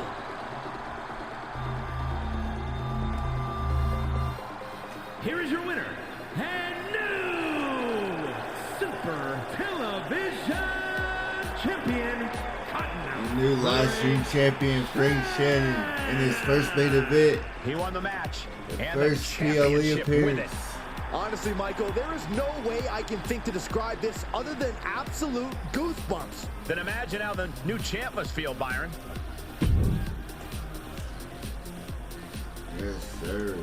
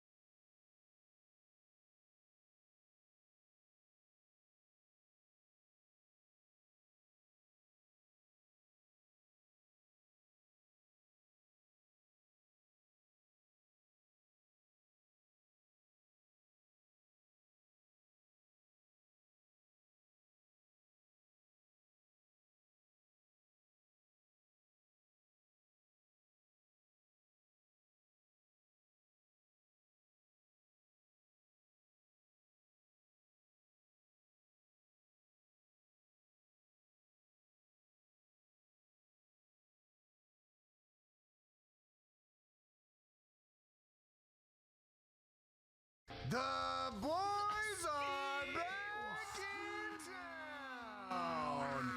Welcome to the Deadlock Podcast, episode 252. Now, boys, I thought I would bring this up because 252 is a special number personally to me. Oh. Because I'm from the 252. Let me hear it. Come on. Give me your address and social security and I already sent it to Ubisoft to play Xdefiant. So if you need to find it, contact China. Well, you also sent it to China to buy a Game Boy recently. I also did it's not that. a Game Boy. Tony did Don't too, say though. it. Don't you fucking say it's not a Game sorry. Boy. Don't you fucking say that. Oh, sorry, This Tony. is I more than a apologize. Game Boy. Oh yeah, Tony did it too. You're the only one that has your information secured. I got it still. right here. It's okay. I use TikTok. So Yo, it's Tony, hold definitely on. not Let me secure. grab mine. I gotta do that shit. Hold on. Oh, you flipping it out? You just gotta clap it. Yeah, a little clap. Come on with it. Whoa. Today we are talking about WCW Thunder, October 14th, 1999.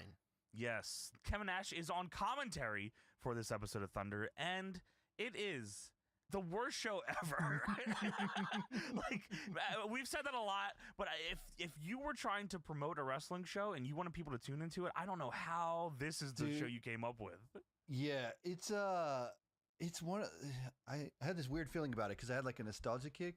We could talk about it later, but like just like you know how like you put sports on in the background when you're doing other shit. That's what it was like. Thunder was like that for me at home growing up. Was like okay, so I got Thunder in the back. It's just like wrestling matches are in the background. It's this just show like, might as well, Tony, did not exist to me as a kid. Yeah, Thunder in general. I legit didn't even know it existed. I'm not kidding. I think I definitely knew it was on, but for some reason I always like thought it was on the same day as SmackDown, and I just always missed it because it was. I think it's on Wednesdays and not It was Thursdays. on Wednesdays. Yeah, it was. Yeah. It's the same thing as Saturday Night for WCW. None of these shows existed to me. Yeah, Saturday Night never existed. I never saw one episode of that. This felt like a fucking Saturday Night show if you watch them back now, because this just had a bunch of bullshit. But it is possibly one of the best things I've ever seen Kevin Nash do as a performer. Yeah, I mean, this is like got to be top 5, top 10 Kevin Nash related things. It's unbelievable, man. And he booked the show, so that's pretty cool. Oh my god, that's like you putting those pieces together is insane. Before we get into that, we have Deadlock updates here. Watch this up on the Patreon. That is our weekly curated by the boys watch along with a wrestling match, not a show, wrestling match. And this week it is Dean Malenko versus the Ultimate Dragon, WCW Clash of the Champions. And that match took place on the same calendar as the other match that they had. What the fuck is that supposed to mean? Dude, Johnny explained it, but you did not explain it before. I explained it. That is from Clash of the Champions, and yes, this spawns from the Nitro that we reviewed, where they had a match, and then Jushin Liger couldn't make it to Clash of the Champions because his visa got fucked up, so they just put Dean Malenko in the match again. Sweet match, and that's in the $5 tier on our Patreon. It is right good. now. It is. It's a very fun match. Dean Malenko is the calendar man.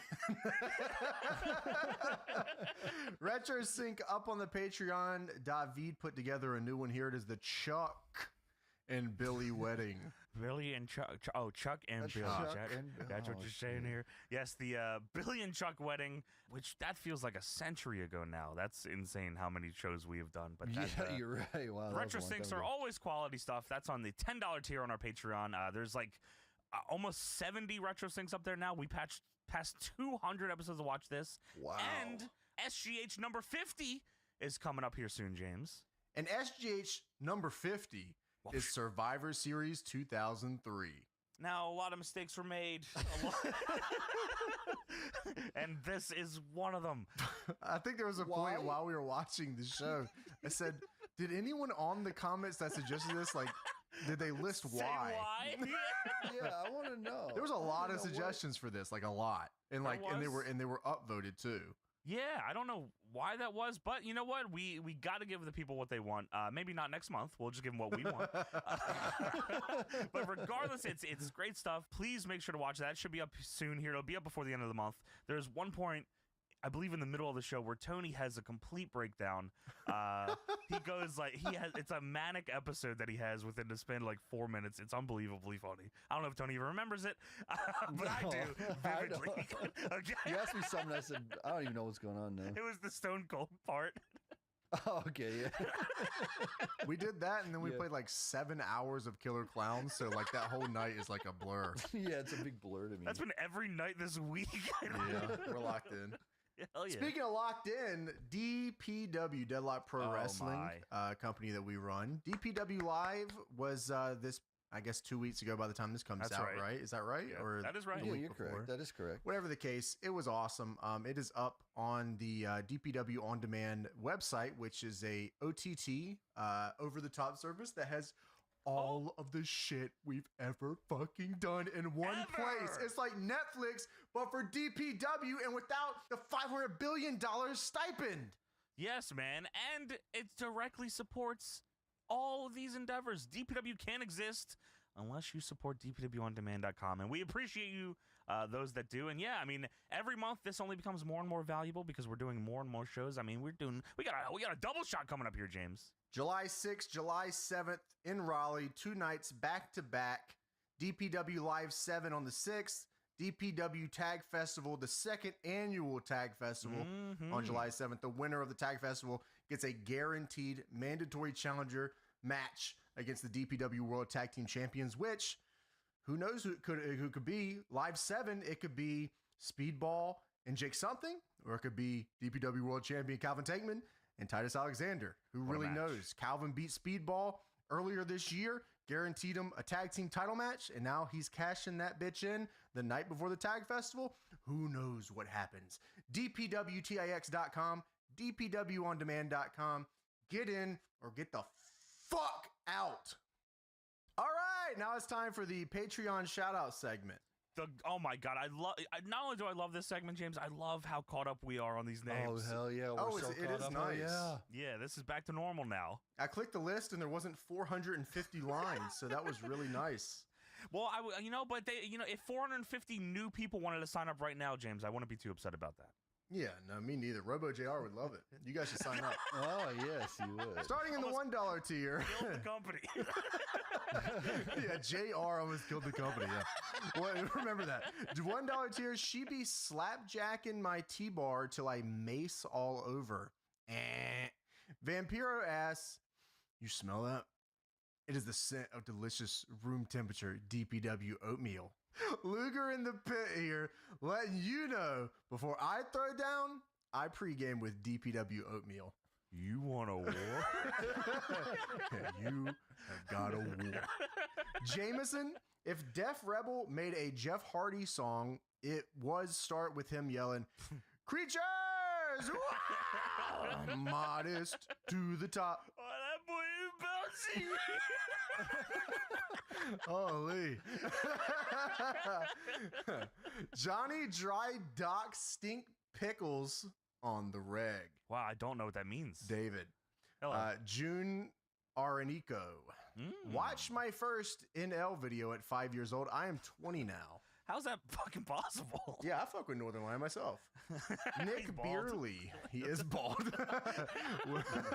What if Goldberg was haired out crazy like UFC 66 Joe Rogan? They had similar hair at some point in their life, I'm sure. Yeah, I think I've seen Goldberg with the long hair. He should just kept that. Nice little shirt on. Uwan Taylor, your final challenge. Let Jimmy Hart and Brian Knobbs go through your DPW booking plans for the next year. Oh, hell no, James, how are you doing?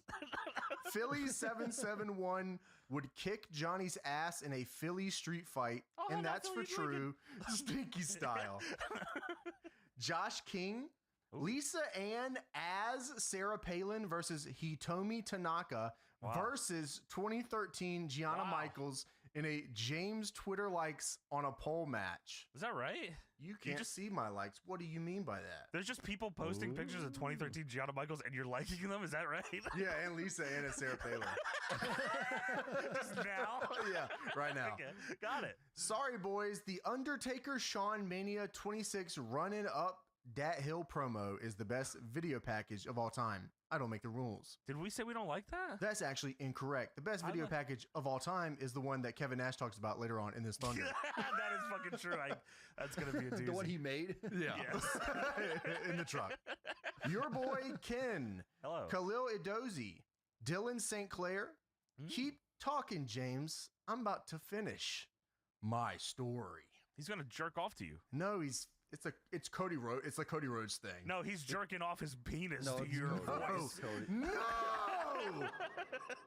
$5 tier, dude. I'm in your mouth. Yeah, that's the guy from the other one. Oh shit! Yeah. Wow, he came through. Tom Booth. No, he didn't. Let me be clear. No, he didn't. Matt Lucas, Richard McCormick. Yenko Camaro 696, Connor right. Little Man, Little Man, Juan Cervantes, Sean, Pure Cool Guy. Holy fuck, that is a sweet name. Pure that Cool is pretty, Guy. Wow, that's awesome. Wow, I'd like to meet you. I'd name. like to shake your hand. Kurt Angle in a Speedo with goggles on his head, telling you to stop staring at his dick like it's a Subway meatball marinara Oh my. Tony, you do that? Huh? Yeah. No, Tony's out on the deck, Speedo out, goggles on the head, Bratburger on the grill. One ball out. Wow. Nolan. Rich Affinito. Rich Affinito. Yeah. Oh man, I locked that in. That felt J good. Rock 777. All I need to do to get Johnny to giggle is to tickle the balls a little. That's right. Brian Bennett, Justin Piper, Robert barely know her. Loveday, Xander Hensley. What was that Chris Danger ass fucking joke? Xander Hensley. Nip slipping, jizz sipping, and my life is bitch. $10. I'm Dracula. I'm 12 million years old. The Zaza got me acting inconsiderate. Give me a mattress, a fleshlight. I'll thrive anywhere. Bars. Andres Rodriguez. Ape Barbagallo. Or Ape Barbagallo. Ray Cunningham. Dr. Cool? Whoa, you should be pure cool guy. Dude, wow. Let me shake your hand. Broke Boy Kevin. Alzaru. Cowboy Bill Watts sucking 18 cowboy cocks in the showers at Ram Ranch. Whoa, I've heard of 18 making Tonys at that Ram Ranch as well. What the hell? Frank. Big Papa Pumping Your Mumski 428. No, you're not. Watching NL for 8 years and listening to Deadlock for 4 gave me deep sea diverticulitis. Don't say that shit. Help me! Don't fucking say that shit. Yeah, come on, man. Jeffrey Hamilton. Val Venus and... Wow. What? Is this how you spell this? No. Val Venus and Vic Yera? I'm guessing it's supposed to be Like you would say it. It's like how you would say it. Oh. I would say it like viscera, Tony. What do you mean by that? Yeah, we're trying to Val make fun of him Venus and Vic Yura in a locker room Viggy match. All right. Aaron Tanner Yansky. KB the GOAT. He's the GOAT. Kevin, the least impressive name. Shitty on name. Preston, Howard Sorry. Lou. Or Howard Lowe. Maybe I think it's supposed to be Lowe. Howard Lowe. I like and if what it's you said not, better. Howard Lou. And if it's not, Howard Luo. Wow, you're really giving the people what they want today. Jacob Russell. Well, I don't have 400 names, so you guys get That's an true. special Yeah, that's treatment nice. here. Jacob Russell. Cyrus Medina. Jerloon. Omar. Wow, that was Carlos good. Mata. Generic white male. That's us. There's 3 of them right here. Been a fan of the pod since Johnny joined. And I Nice. can say this is the most guys being dudes podcast ever. And I love it. Thank you. That feels good. I like all that. Gokes. Per man Kane. Mitch. The Schlong Long. Scout. Alex Scouting what? C. All right. It's time to count down Deadlock's top 3 favorite baseball players. At number 3, we're starting to reverse. Oh, shit. Dick Pole. Number 2, Pete LaCock. What the heck? And at number 1, Randy Johnson. I don't know if that's right, but How'd I'm you just know? going to Wow, I was going to say that probably is what it is. The big unit. What about Larry Bird?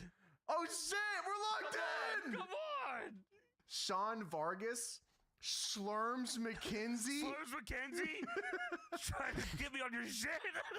Peyton Sharp. Drew B. Fermenting. Drew P. Balls.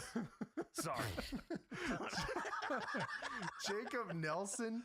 Big Willie Woodcock. That's my favorite Alex basketball Crosser. Connor O'Donnell. Oscar Talauta. Oscar that's good. Talauta. Yeah, that feels probably right. Michael Gerard. Doing CZW spots on Tony's deck. More like Big Esco. Wyatt Draper. Jaden Chibaukas. William N. Savvy McFly. Oh, shit. Baby. A.K.A. Out of Time Mike Fox. Is that like That was a Patreon gimmick. name? Gimmick? It had to have been, right? That was a gimmick, yeah. Wow. Bryce McGuffin. Kanata Dragon. Tungsten Butt Plug? I thought his name was kinda a dragon. Oh, was that right? No, you were right. Oh, okay, all right. Jim, there's no use, Johnny. We've got to have it out. I have loved you ever since. Cody Since what? Epidemic. Oh, okay. The MFDZ. Yeah. Grigsy Studios. Shannon Moore's Mohawk. Alex Martinez. Daniel Molina. Tristan Potter. Colby Richardson. Oh, shit. Derek Helling. Mac shit. Duck. Michael Chase. Nickname? All Natty HHH Fatty. Ooh. I got shot by Uncle Howdy in gorilla position and didn't even get workers' comp. Fuck the WWE. Tito's _ running. Where you going? DD Mayhem. Brandon Bang. Baker. No. No! That was a Will name. be. Bobby Smith, Mr. Clean-looking bitch named Dick the Cock Johnson. She's very beautiful to me. Nick D'Amico, Waylon Nielsen, Leon Taylor. I'm over here stroking my dick. I got lotion on my cock right now. I'm just stroking my Johnson.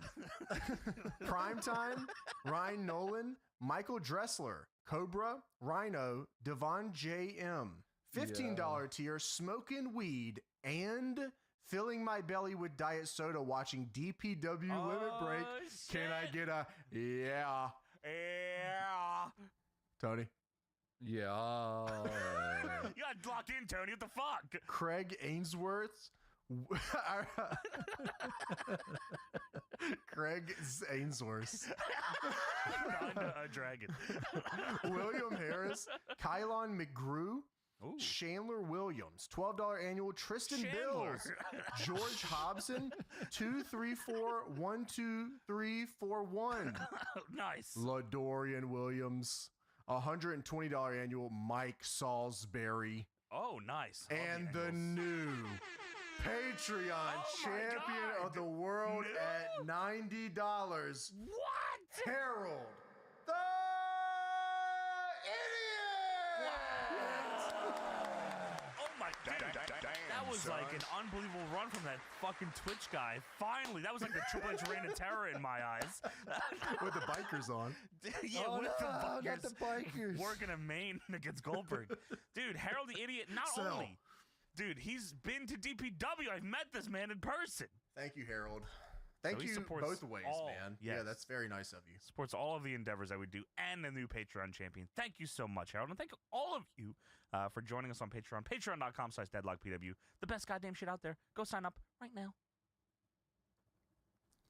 All right, time to get into World Championship Wrestling Thursday Night Thunder, October 14th, 1999. I thought Mean Gene said Thursday Night Thunder on this show. Did he? I'm pretty sure he said Thursday I thought it Night was Thunder. Wednesday Thunder. I'm going to give it to you, James, and then if you're wrong, you know what happens. Oh, not the penis exploding machine again. The penis exploding machine. That's what happens. But we'll see. We'll find out. It was a Thursday. Wow, I just looked up what day. It was October 14th, 1999. Yes! Wow, dude, that was Historically, a gamble for it was you. a Wednesday Night Thunder, though, I think. Yeah.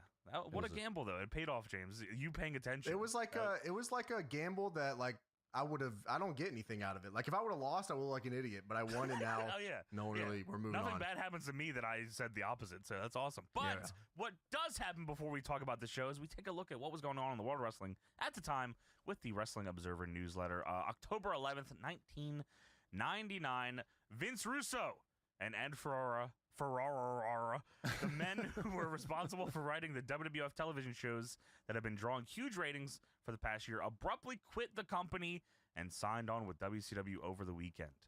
So supposedly they were working there with no contracts, which is crazy. Is that right? Deal, probably, right? Yeah, that makes sense. Russo in various interviews cited the burnout factor of working so many hours with the added stress of the SmackDown show as the main component of his approaching WCW, first through J.J. Dillon, and then closing the 2-year deal after lengthy meetings with Bill Bush on October 2nd, signing the contract in Atlanta the next morning. He stated on WrestleLine, I don't know what that was, it a radio show, you think? WrestleLine? Yeah, maybe. IRC chat. Oh, Russo in the IRC. Hey, what's up, guys? It's me, Russo. Vinny Roo XXX. You just have to believe him. He stated on WrestleLine that he was drained from being on call 24 hours a day for nearly 3 years and that he needed to spend more time with his family. Russo and Ferrara, who were both working without contracts with the WWF, which was a stunning oversight, apparently because Vince McMahon was of the belief they weren't a threat to leave, despite many people suggesting to WCW that they hire Russo to write television. They were apparently looking for some sort of security in their position, although Russo claimed it was not a money deal and he's only making slightly more in WCW. Apparently McMahon told him that he'd get back with them and then came back with a different answer than they were hoping for, so they left. You know, I have to believe that's true because Russo has stuck by that story for 20 years. He has Of all the stories that have changed, that is not one of them. Yeah, he's always said that Vince told him to get a nanny, and then he said, "Fuck this place." Tony, okay, so I did read that part. I assume everyone already knew that story, so I didn't put it in the story. But that is so. Russo asked for double his pay, and he wanted more time with his family. And Vince said, "No, and you should get a nanny." And Russo said, all right, goddamn. Dude, I can't even. It's not an unreasonable request. Hey, we're writing 2 shows. I should get paid double. No, I don't think so. Yeah, they didn't increase his pay when they brought in SmackDown. Which yeah, that's crazy. I guess even if it wasn't like double, like just any raise would have been cool. I think. I'm sure he could have met him halfway or something. Like maybe not like double, but you can go home more.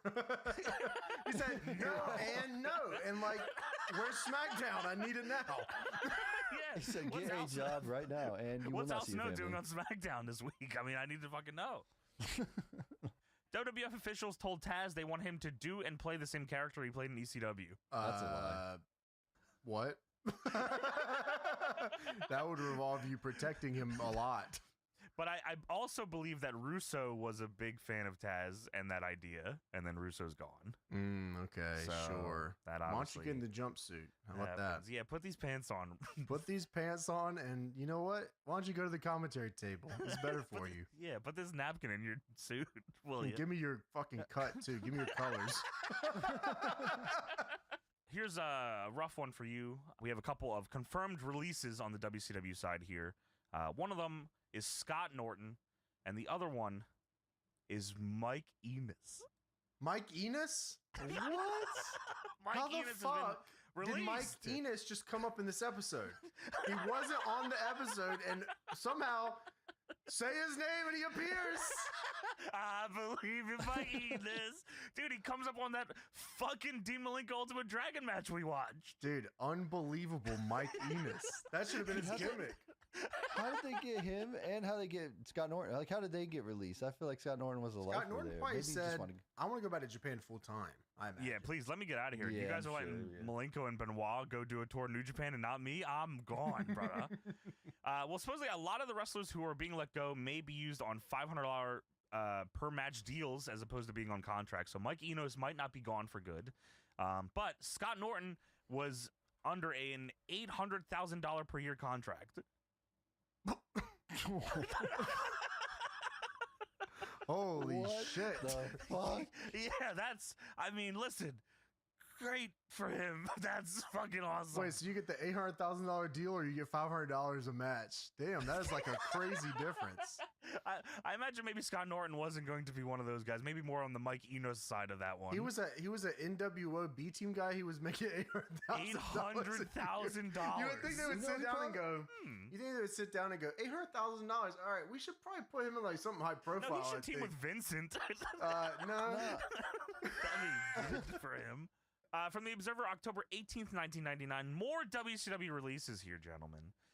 This is, of course, like I said, October 99, so a lot of the legends here are being shipped away. Among the names now confirmed as being dropped from the contracts were Eric Watts, Horace Hogan, Chad Fortune, Barry Darso, and Barry Horowitz. But all have been invited to stay with the company on $500 per match guarantees. They're all making $950,000 a year. There is a trial date scheduled for next month in Jim Hellwig's case against the WWF. 2 of the 4 counts have been thrown out, which were the defamation count against the WWF stemming from his 96 departure when he was suspended after missing 3 house shows, and his claim that Titan Sports reneged on funding Project Warrior, which was his Warrior University training school based in Phoenix that the WWF promoted for a short period of time, which sounds fucking insane. He had a school, not a wrestling school. He wanted like a school for children. What the fuck is wrong with That this was a dude? real school, not a wrestling school? Yeah, I'm pretty sure it was a real. I mean, I guess it's his training school, so maybe it was wrestling. But I swear, I also heard of him wanting to like sponsor like an actual school before. Wrestling's over, man. Time to pick up a hammer and get up on the roof. Like, there's nothing wrong. Blue collar jobs are like great. You know what I mean? Pick one up. Yeah, man. We don't need more wrestlers. We need more plumbers. Somebody get in the trap underneath the sink now, man. And it's you, Warrior. Hellwig. Oh, I guess it is Warrior. It's a shoot, right? I guess now, yeah. If you recall, Hellwig missed house shows in Indianapolis, Detroit, and Pittsburgh allegedly after a phone argument with Vince McMahon regarding Hellwig wanting McMahon to purchase his comic books to distribute and being turned down. I forgot he had comic books. I don't think there was many of them, though. We should get them. And WCW was like, we'll do it. We'll do the comics. They fucking absolutely did. Yeah, Distrucity. Hellwig has denied that story and claimed he missed the shows because his father passed away.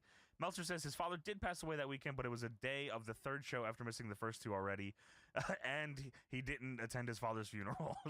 What exactly did he want to do with the comics? He just wanted WWF to like promote and distribute them, I guess. Like, like he be made the publisher of the comics? Yeah, that's right. Yeah, because I guess he was doing it himself or through something else, and I guess it wasn't getting enough traction. So Diamond Comics didn't want the Distrucity comic. Were you not? You wanted to pick that up as a kid? The Jim Hellwig Distrucity comic. His name is, he's a superhero named Jim Hellwig. It's written by Jim Hellwig. It's me. Oh shit, that's me. This is a crazy one that I don't know if I've ever heard. Yokozuna has been telling people that he starts after WrestleMania to feud with Austin. I used to tell people that. On my WWF IRC chat under the name Billy Kidman. Yeah, and all you had to do was believe me. He's talking about WrestleMania 2000 then? We're in 99, so he's going to start after... What the fuck? Right. Yeah, so after WrestleMania 2000, Yokozuna is going to feud with Stone Cold Steve Austin. Yokozuna passed away in 2000. That is crazy. Please tell me that. Is that fucking... Yeah, it says October 23rd, 2000. Well, the reason it didn't happen here is not his fault. He was banned in all states where commissions regulate wrestling because his license was revoked from failing a physical due to heart irregularities and obesity. And unless he gets his weight under control, he won't be wrestling anywhere soon. Wait, you can get your license refunded for being obese? For being fat. He's not obese. Yeah, you got to do a physical. You got to do a physical, and he can't pass the physical. Well, he's not obese, Tony. He's morbidly obese. Morbidly obese? Put my man in there with Steve Austin now. Yeah. Wow. A couple more things here from the Observer, October 25th, 1999. I've read one of these before, but I need to read it again. This isn't the one, though. This is separate. Matt Osborne, you might know him as Doink the Clown, tested positive for cocaine while trying to get his wrestling license in Rhode Island. The Clown? Doink the Clown. Yeah, Dork the Clown. Dude, have you seen that YouTube short, Dork the Clown? Yeah. That's a good one. Yes, I have. You should check that out. Well, Doink the Clown got arrested and he's in jail and he can't get his wrestling license. That sucks, so fuck it. No Doink, no Yokozuna. What is going on in 1999? Yeah, I mean, he could have. I think Doink the Clown was supposed to feud with Steve Austin. Sadly, he went to prison, so. He was going to whoopee cushion him off the Hell in a Cell. Dude, they would have if Russo was still around. I tell you that. You're right. This is one we've talked about before, but it needs to be brought up again. Meltzer says, just in case anyone thought Jim Hellwig may not have totally lost his mind, he responded to Paul Heyman's suggestion from months ago that he'd be interested in using Hellwig in ECW if he'd put Taz over. Hellwig said he didn't have problems doing a job, but that Heyman wanted to devalue an already established marketing persona in The Ultimate Warrior. He then said he'd go to ECW on one condition. It would have to be a shoot match, and if he was still standing after 30 seconds, then he would get total control of the company. I think I remember us talking about this. This still sounds as insane now as it did then. Cause I swear, this was probably like a year ago we talked about that, but I wish there was a timeline where that happened. I would have just said yes, go for it. Yeah, like Taz would kill this guy. Yeah, it'd be Taz and 911. Yeah, good luck. Choke slams Jim Hellwig to the floor. Wow. Yeah, man. I mean, wrestling doesn't really have guys like this anymore that were just insane. We could find some. Yeah, I mean, at the right bar, right? I mean, that's where probably they found the Ultimate fucking Warrior, right? Yeah, you probably the gym or something. Yeah. Yeah, Golds. Last thing here, Thunder from October 11th, which is the one we're about to talk about, from Baton Rouge, Louisiana, was a total mess, Meltzer writes. The idea, which I believe came from Russo, was to put Kevin Nash and Scott Hall on the announcing team for the show and turn the announcing into a shoot. Well, Scott Hall, for one reason or another, is not on this, but Kevin Nash is very much on this. And you talking about me, man? I was there, Chico. Why don't you get a job instead of reporting on mine, man? So yeah, I'd be stunned if this is not a Nash show. I'm going into this with the idea that Nash entirely wrote this show. and he's on commentary for his own show that he knows is, his time is coming up here on booking, and it is fucking unbelievable. So let's talk about it. WCW Thunder, October 14th, 1999. All right, let's get into this WCW Thunder. We get the intro here. All the stars are here. You will not see any of them on this show, but they are under contract. They're very much under contract. At least you'll see the total package. Just the total package. His name is the total package. Please remember that. Do not call him Lex Luger, you dumb son of a bitch. How dare you. TP actually awesome. I do. Oh, sorry. Go ahead. No, I'm just talking shit. Go ahead. If you got spit on TP, let's go. What you guys say? I don't have nothing but good things to say about TP. He loves TP. We love TP around here. No, you love TP. You do. You like TP. TP. Yeah. What were you saying, Tony? Oh, I was saying this Thunder intro with the Hollywood. I love it. I still love it. Yeah, I like it too. It's definitely. I guess I never realized how similar it is to the idea that they would put the footage of dudes against the buildings for Nitro. This was just a big Hollywood sign instead of that. Yeah, it was like Hollywood show, it felt like it was like a Hulk Hogan's Hollywood show, but then he was never because if on The it, Rock's gonna have a show, dude, I need a show, brother. I need the Hollywood show, brother. I'm not gonna be on it though. I'm not fucking showing up ever. well, unless the ratings are up, brother, then of course I was there backstage and I booked the whole show. No way, I'm flying to fucking Baton Rouge, dude. No way. That's what TP says later too. Yeah, me too.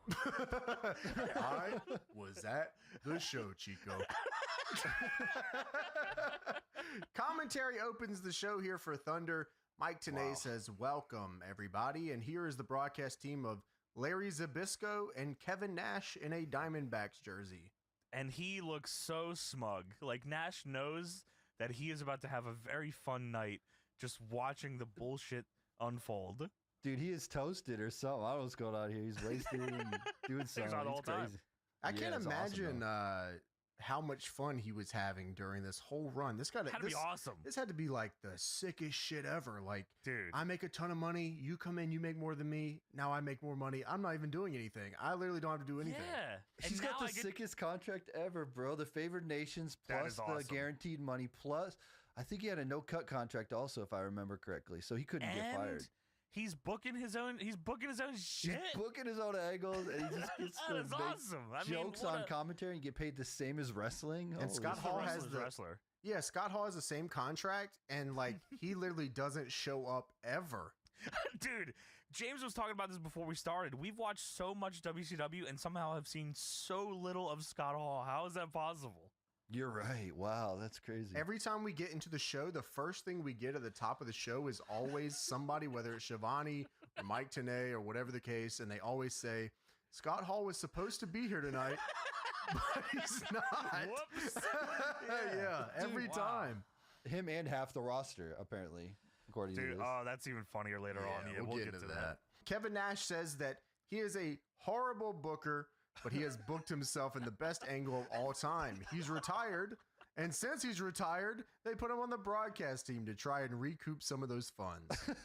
This is like James isn't putting on. Like, that's what he said. That's what he said. He says, I booked myself in the best angle, and they paid me lots of money, so they're trying to recoup their funds by putting me on commentary. And yeah, Tenay says, what about Scott Hall? Where's he at? And Nash says, well, he's supposed to be here, but I haven't seen him since he left for sushi with those two ladies on Monday. And it's a 3-shot of all the announcers, and you see Tenay inventing Tenay face as this happens.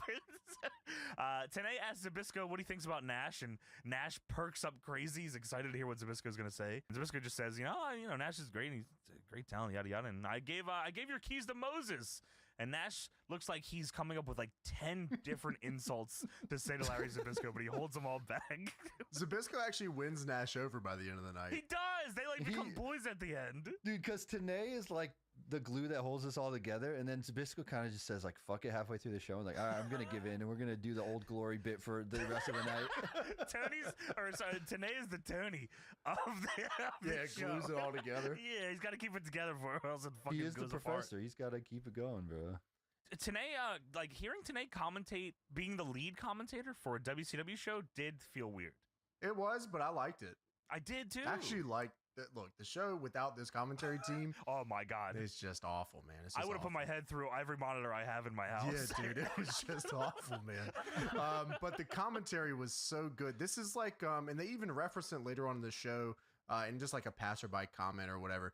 But this is Kevin Nash doing a Mystery Science Theater gimmick on this show. It's literally all it is. And Kevin Nash, James said this to me before, he might be the funniest wrestler ever. Yeah, he's like legit a funny guy. Like I don't know, like he's obviously, quick. Yeah, he's super quick. And when it comes to comedy, especially like the riff track stuff, you have to be super quick. And he's so fucking, he's just so like, I don't know, he doesn't give a shit. So like, he's just talking, and the shit he says is so funny. He's just a naturally funny guy. We watched him and X-Pac, I think, was on the last one. They were on commentary because he said, I'm not going to get in the ring because I got a gas bubble. Oh, yeah. And he would have liked to hit PCO with a chair. Yeah, and like you think to yourself that like, oh, you know, like this is a gimmick, like, you know, all this shit. But like, you know, when you have like another wrestler like X-Pac or something you're like, wow, Kevin Nash might just actually be like the funniest guy ever. He's like, insane too. He seems like he seems like he'd be a ton of fun to hang out with in real life. Like he'd be like just a funny guy to be out and get a beer with or something. Yeah, he just seems funny. But there's that on the commentary open here. Kevin Nash says he wants to try to recoup some of those funds, and then gives the craziest grin to the camera I've ever seen. If you've ever seen a GIF of Kevin Nash on commentary, it's probably this, if not a picture. That one, and then there's one from this actually probably a couple years earlier where he does the eyebrow raise. Oh yes, yes. Yeah. What player do you think he had on for the Diamondbacks jersey? Oh, shit, I don't. Did it have a number? I don't know. Yeah, I don't know. See anything. My first thought was like, it's probably Randy Johnson. But I don't know the active years he had, but I assume it wouldn't matter. Like people just wear it anyways. You know that's true. Why a Diamond? He's a Diamondbacks guy, not a Tigers. I think just the big unit. He was a big deal. Oh, sure, fair enough, understandable. So we start off the evening here on Thunder. Thunder is actually more of a wrestling show than Nitro is. There's more matches, and they get a little more time. So many matches. Yeah. These didn't get a lot of time, but they get more time than you would usually see, especially on a Russo booked Nitro. Now, if I were to ask you, James, what you thought the first match of this show could have possibly been, would the match that we got ever have been the answer? No, yeah, the first Goddamn. match of the evening is Sergeant Buddy Lee Parker versus Jim Duggan. And that's probably the theme for the rest of the night.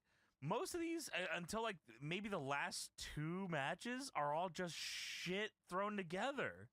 I like Kevin Nash had to like go down the list to be like, this is the funniest looking dude I've ever seen. I saw Sergeant Buddy Lee Parker come out. I was like, this is the dude from Small Soldiers. This guy looks like he could be in Small Soldiers. We might have said that before because we've seen him. Wasn't he like with Brian Knobbs at some point later? Or was he with Fit Finley? Who's with like Brian not on this Knobbs? show? Yeah, I think it's Hugh Fit Finley, Morris. Right? Yes, that's right. Yeah, not on. I mean, like later, like in WCW. Fit Finley. He does like a feud he's with like him, or he's with him, or something. Or whatever. Yeah. Sergeant Buddy Lee Parker. He's just a sergeant, by the way. Make sure you understand that. I think he's like the head trainer at the power plant. I think that's right. Yeah, I've seen his haircut in packages before. And Jim Duggan is. You seen his haircut? No, I don't know anything about this dude. I swear right. I've seen this haircut somewhere. Yeah, that's probably right. Jim Duggan is exactly what you think Jim Duggan would be. And you know what, man? I was watching this match, and I was like, you know what? I kind of love Jim Duggan. Dude, I wrote down here, and I'm just going to read exactly what I wrote here. Wow, is Jim Duggan the best opener guy of all time, Dude, or am I losing my mind? I couldn't believe. I was like, I'm watching him work in his cell and like firing the crowd up. I said, man, I need to watch more Jim Duggan because this guy's great. So Jim Duggan is a Mid-South guy. So he was super over in this like area. Right. And like, that's obviously why I'm just going to go off the idea that Nash booked the show. I'm just going to keep saying it. Yeah, so, why not? Why not? Yeah. All right. So Nash booked him because he's a Mid-South guy. Nash actually knows a lot about wrestling too. And I think that like having Jim Duggan be the opener guy is so smart because his shit is super simple. The crowd will always chant USA. Yes. And fucking who doesn't like going, oh, you know what I mean? Like this is everything you need. He's big too. Like he's not muscular, but he's wide. He's Jim massive. Duggan. He's got to be 6'4", 6'5". He's a big dude. Yeah, he's a fucking big guy. Nash on commentary as he's coming out. Nash says, "Say what you want about Jim Duggan, but this guy always has a way of staying over." USA, yeah, man, he's locked in. Dude, awesome. They're chanting USA, and Jim Duggan's opponent is a guy in camouflage pants. This guy is very American he's facing. It doesn't matter. Duggan needs the power of America on his side. So, yeah, man, this match is exactly what you think it is. Some punches, some chops. Parker tries to cut Duggan off at one point. Duggan starts doing his no selling, which always gets the crowd going. He's Americaning up. I don't know what he's not hulking up. He's just getting up. Nash keeps telling Sarge to get the board, the 2x4. He wants him to hit him with the 2x4. He says, use the board. And Zbyszko says, that's going to get him disqualified. So then Sergeant Buddy Lee Parker pokes him in the eyes, and Duggan misses a huge shoulder tackle in the corner. That was awesome. None of this fucking matters to Jim Duggan, who is a 6'5", 6'6" American-made monster. Duggan hits a body slam, 3-point stance clothesline, and the Old Glory knee drop to win the match. The Old Glory knee drop really changes the trajectory of this show the minute that Mike Tenay yelled, "Old Glory knee drop!" Because Nash is now enthralled with this move. He targeted in. He said, doop, doop, doop. Dude, Nash had never heard of this move before in his life, and it just stun locked him and unlocked something inside of him. Stun locked is a great way to put it. Nash says, "Mike, how much of this stuff you make up on the fly? Old Glory knee drop and stuff like that. Is that legit, or you make this up on the fly?" And Tenay says, "Oh, that's the nickname for Jim Duggan. It's the name, it's the name of the flag. The Old Glory flag is Old Glory knee drop." I said, that is fucking so funny. Nash couldn't believe it. I thought, my first initial thought here when I was watching this live was, okay, that was funny. And then Nash says, "Oh, I got you. For 2 more hours, do I got you?" I was super surprised. I was laughing every time he did it too. So we move on to the second match of the evening. Al Green versus. You missed the best line before this. Hold on. They say a great line here when they fade to the commercial. They go, "The stars of WCW are out here tonight." All the stars are here. Dude, I mean, sorry again. Just before we go to the other match, I could talk about Jim Duggan so much here. Like everything he does is big. Like his taunts are big. He is very loud, and like the whole crowd resonates with everything he's doing. I love Jim Duggan. He's a guy that had to get over in the territories, that's shit you have to learn.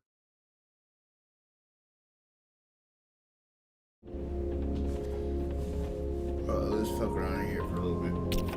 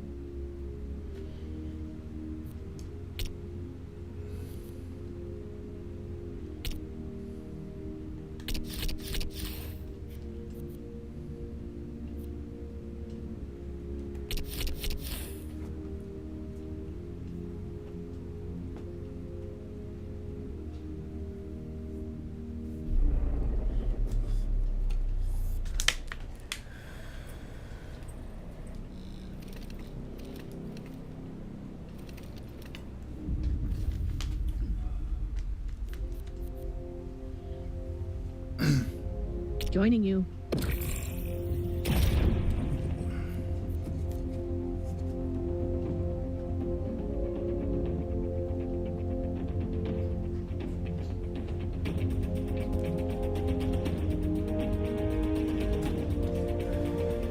Escort, move that package like it's your job.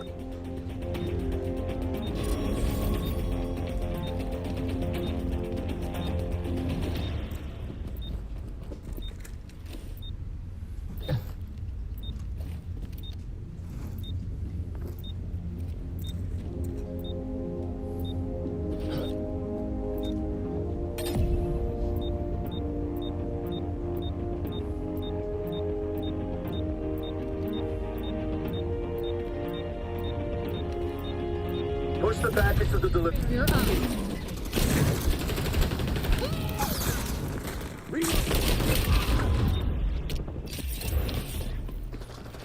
Gathering intel. Tango down.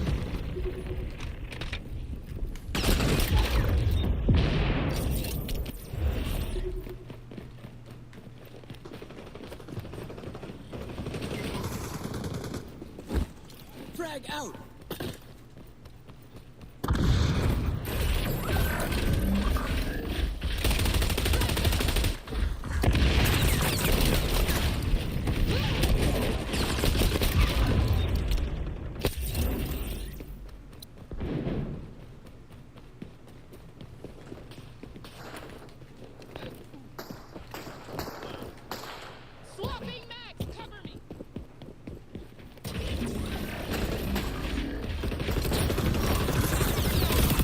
Got him back.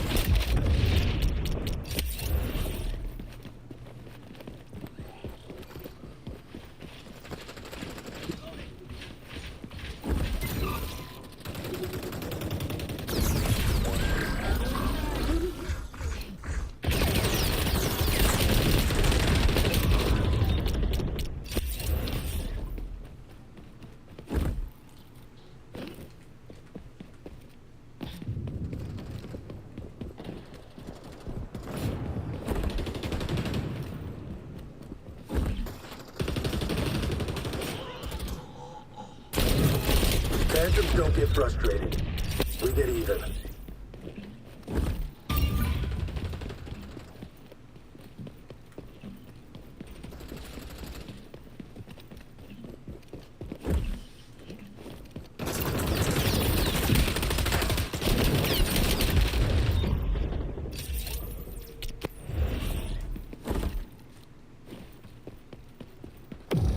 Package is going the wrong direction.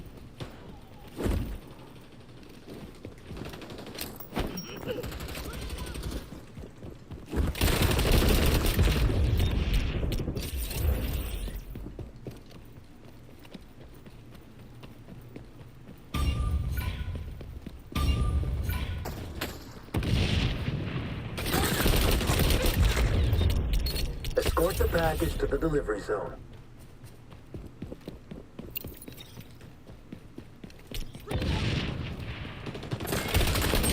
Tango down.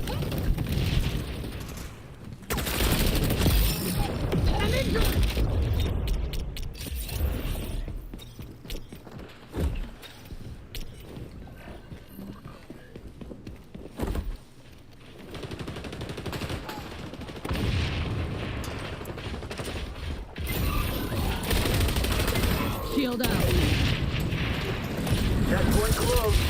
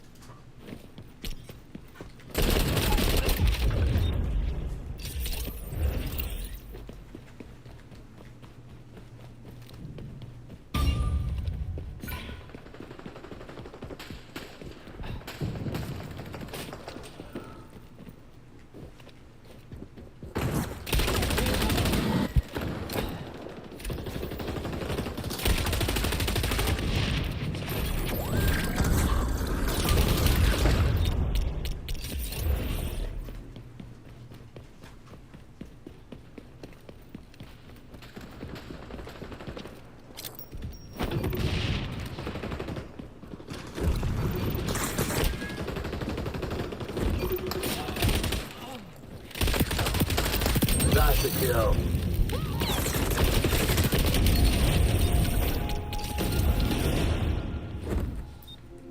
Round ending soon. Package is retreating. Barrier deployed.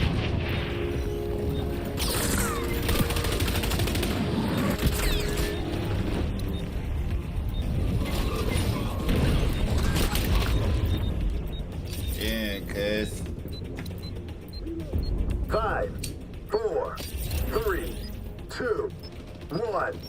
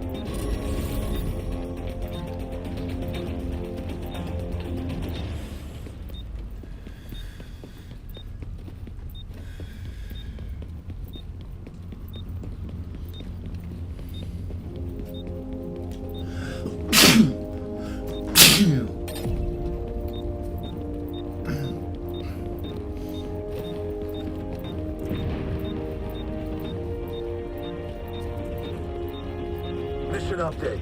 Hostiles must pass our progress point to win. Don't let that happen. Barrier deployed.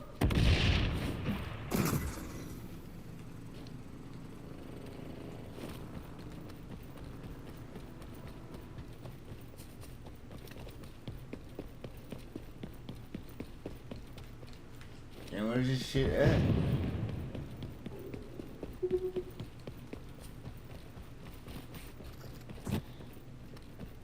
What the fuck?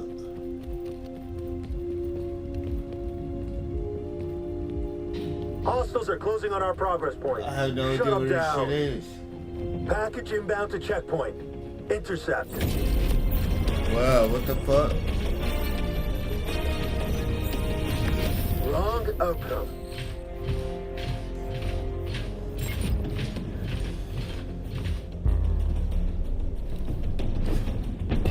Oh, the wrong niggas.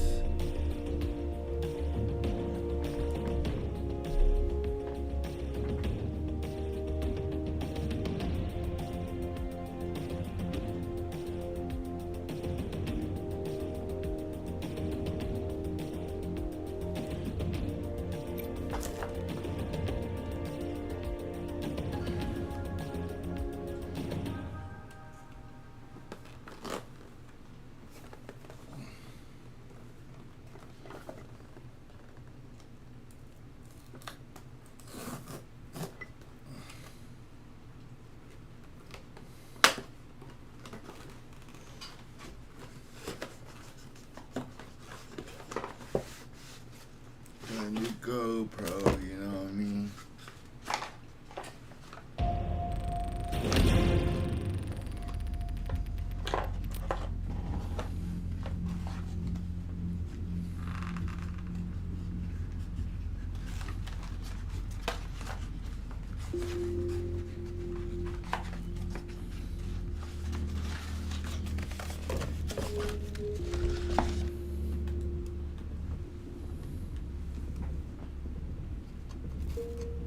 Loadout change. Get out there and capture those zones, Shadow Team.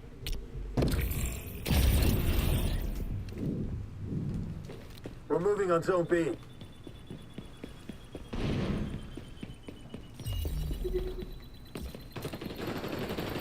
We got the zone.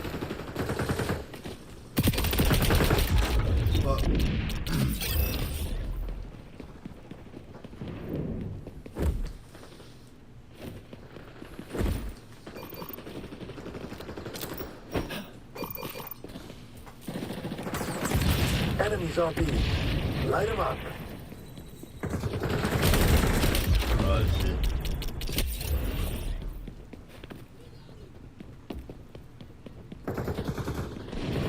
Capture zone contested.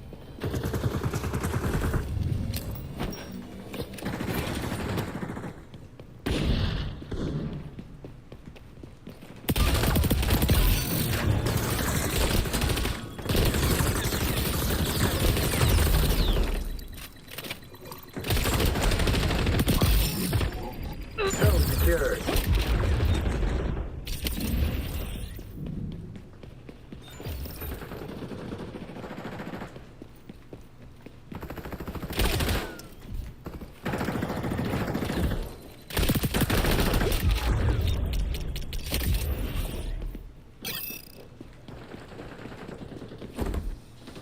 Capture zone contested. Zone A under enemy assault.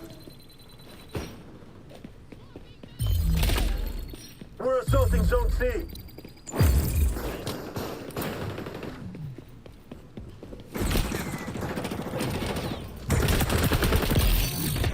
I'm injured!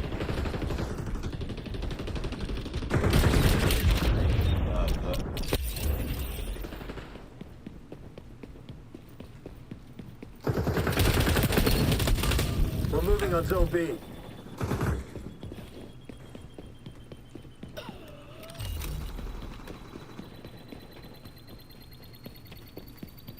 We got the zone.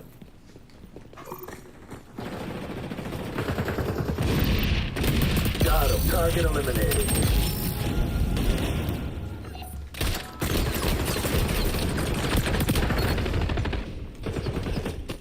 Barrier up.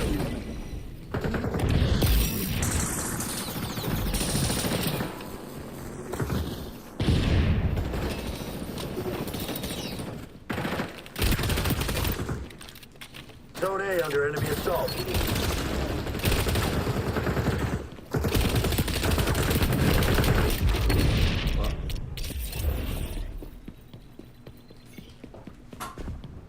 Enemies on B. Light them up. We're assaulting Zone C. Capture zone contested.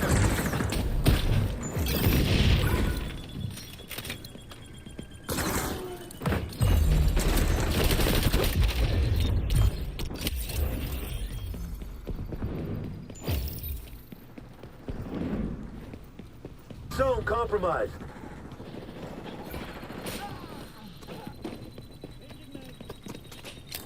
Zone C in trouble.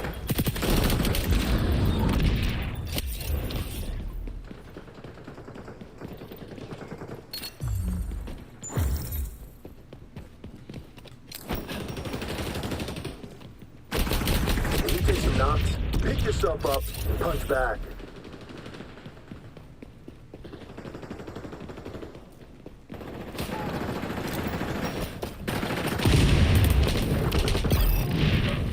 Medic! Shield out. Team securing B. Hostile incursion on C. We got the zone. Team securing Zone A.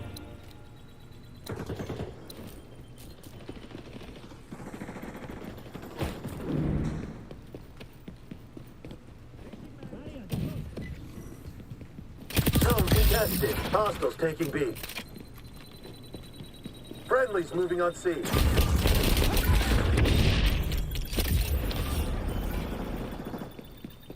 Zone secured. Take all zones and keep them secure. Vengeance.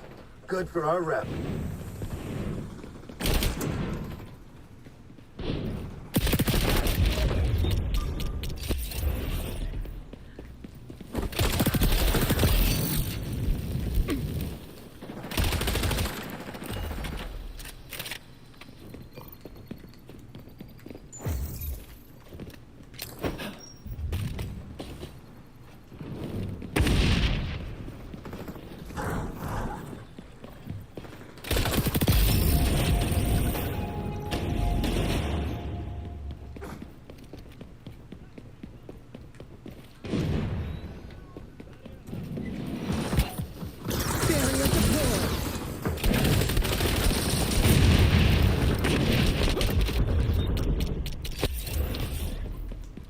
Team capturing Zone B.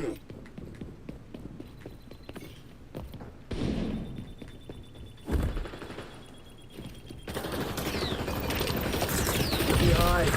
Zone compromised.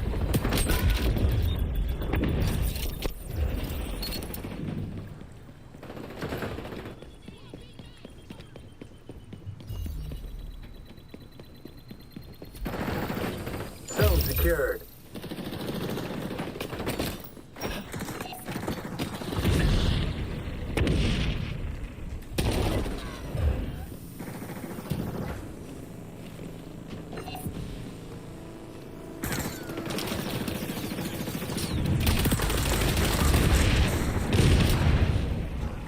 injured!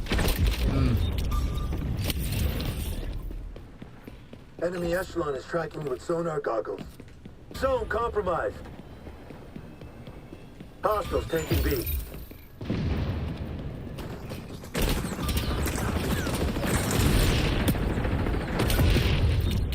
Ultra good to go.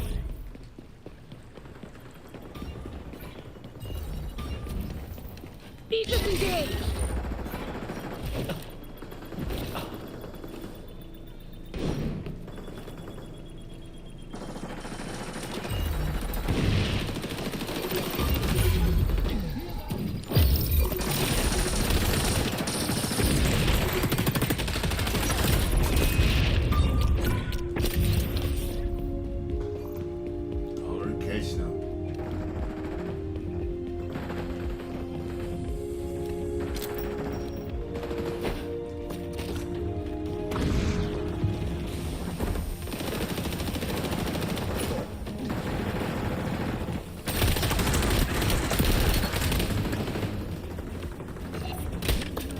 Barrier deployed.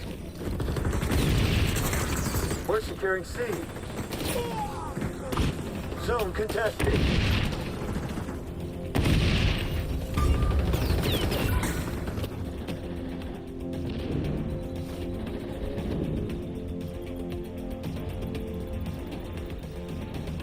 That's how Shadow Team does What it. a comeback at the end.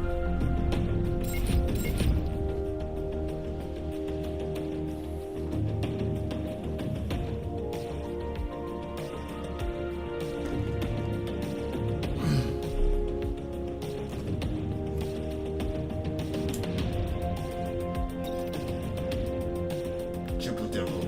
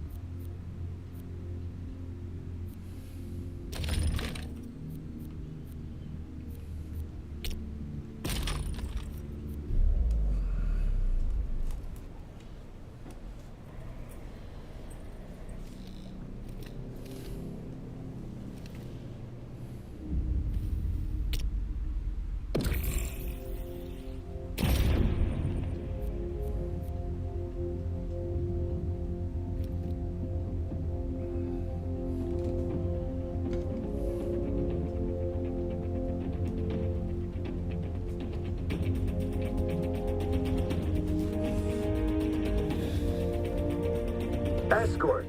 Mobilize the package. Take out anyone in your way.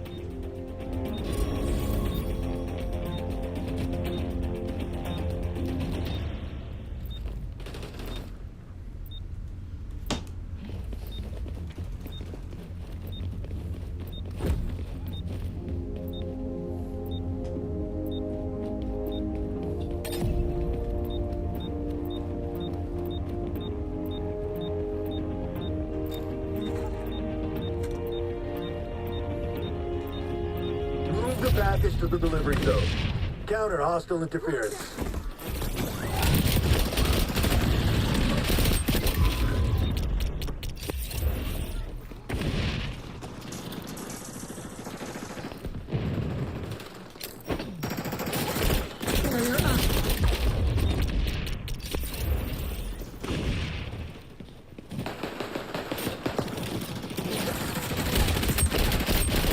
Knox. Pick yourself up and punch back.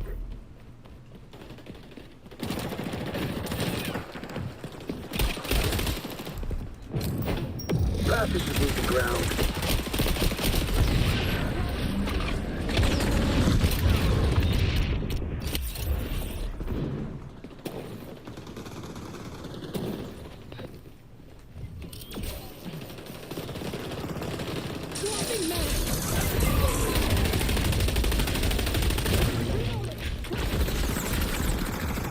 That's a kill.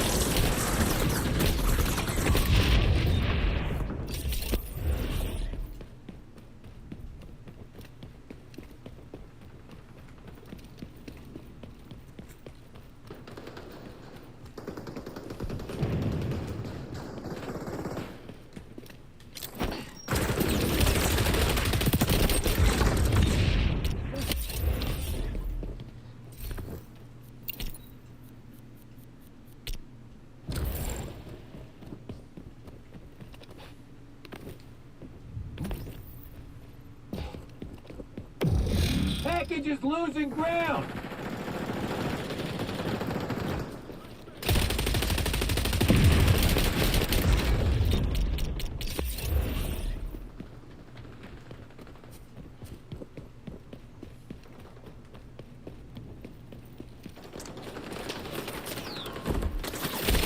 Got that napalm you requested. Station base.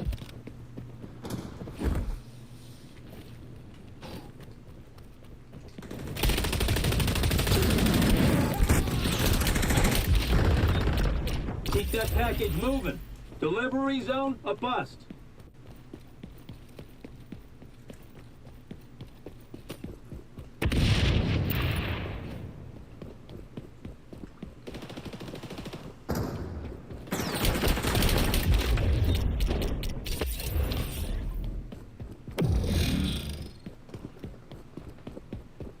Package is losing ground.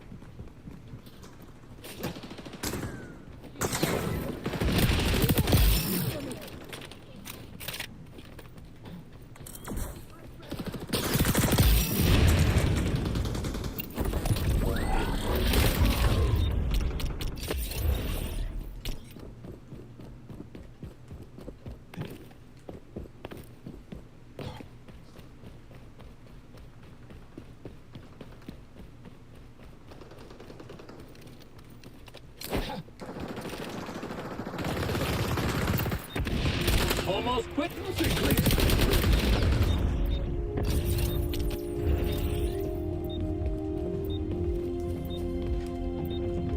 Package is losing ground.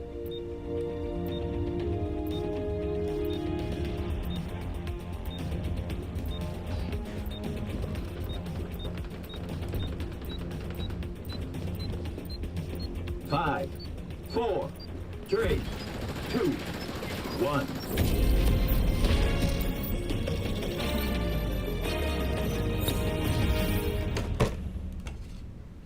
Your turn on D. Send that package packet.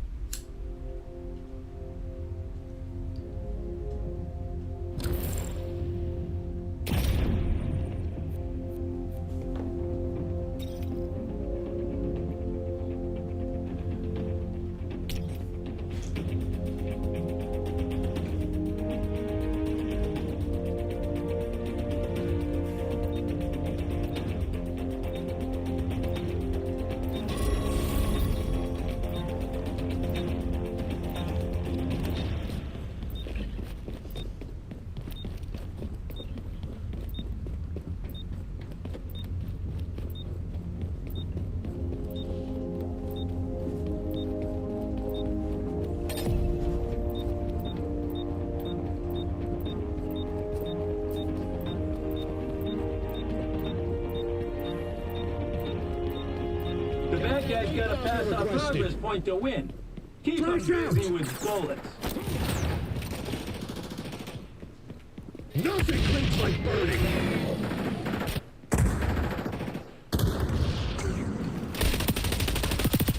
Bada bang!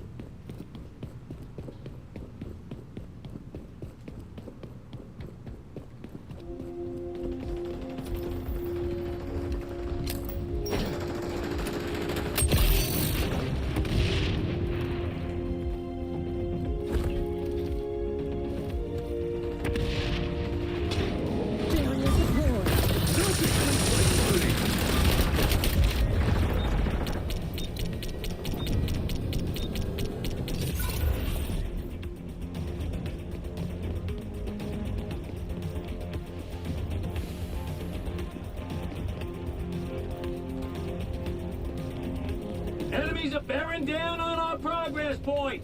Stop them.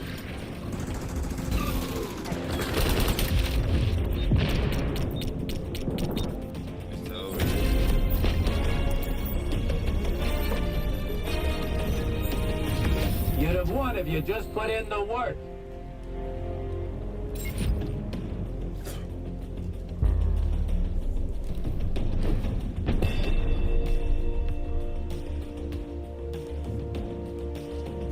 Trying to stay on until I reach 25. You know what I mean?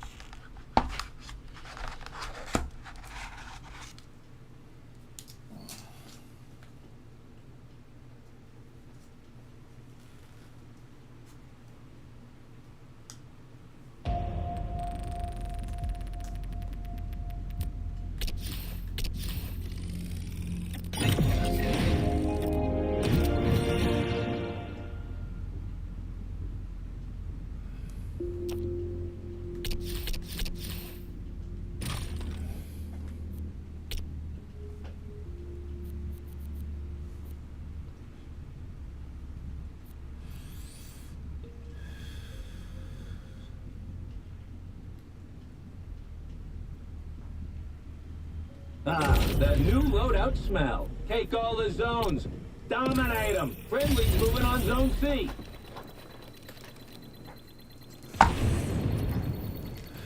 Changing mags. We got the zone.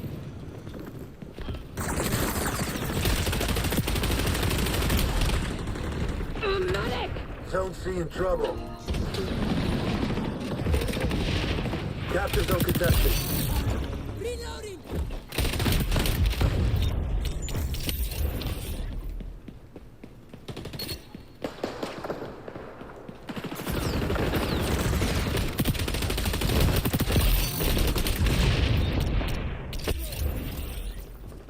Get here! To me! We're moving on Zone B.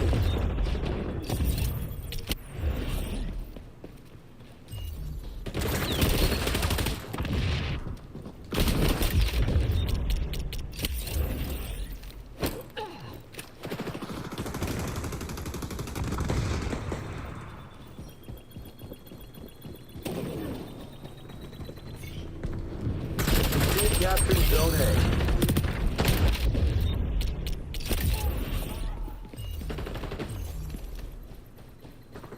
Gathering intel! Zone C in trouble. Capture zone contested.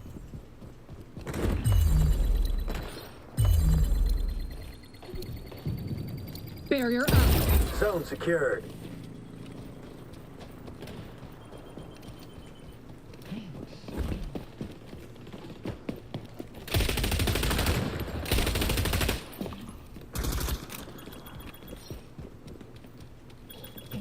We're moving on Zone B.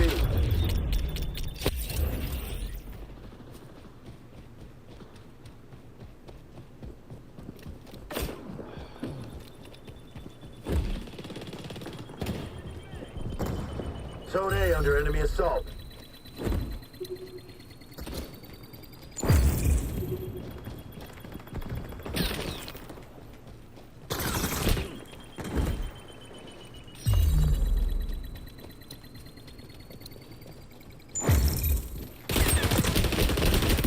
Some knocks, pick yourself up, and punch back.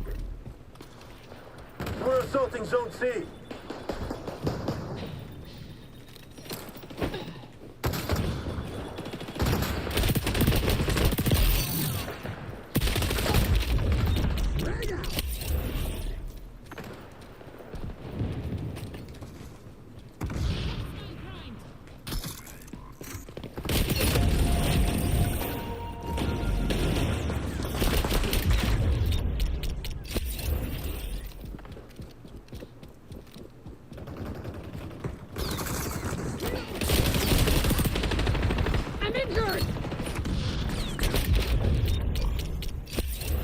Zone secured. Enemy zombies.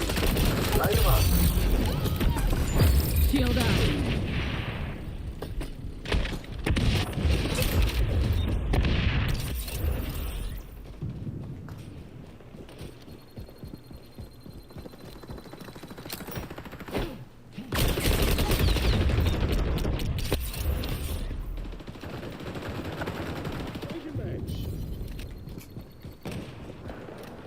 Zone B under assault.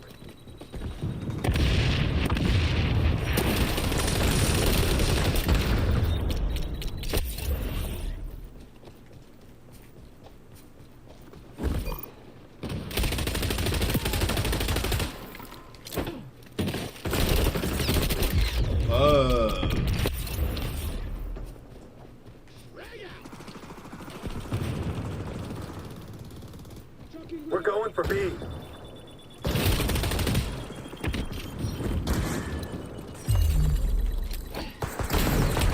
Zone contested.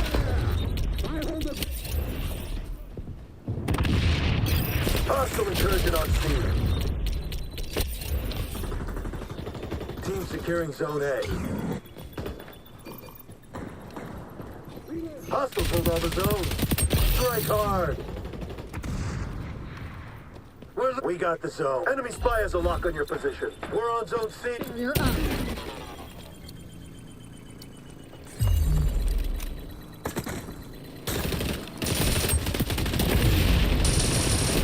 Zone secured. Secure all the capture zones and keep them that way.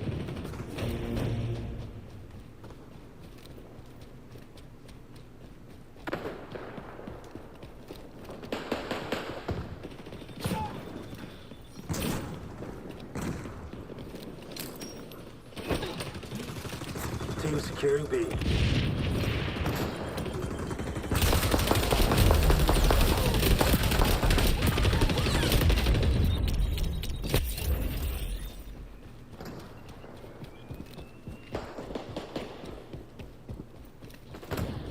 Hostiles on A. Kick them off. Zone B under assault.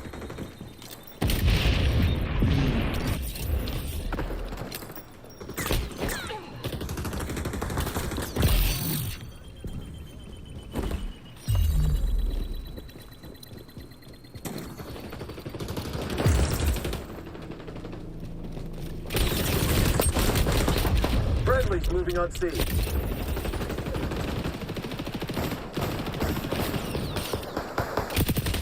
Revenge. Gotta do it. Enemy echelon is tracking you with sonar goggles. Zone secured.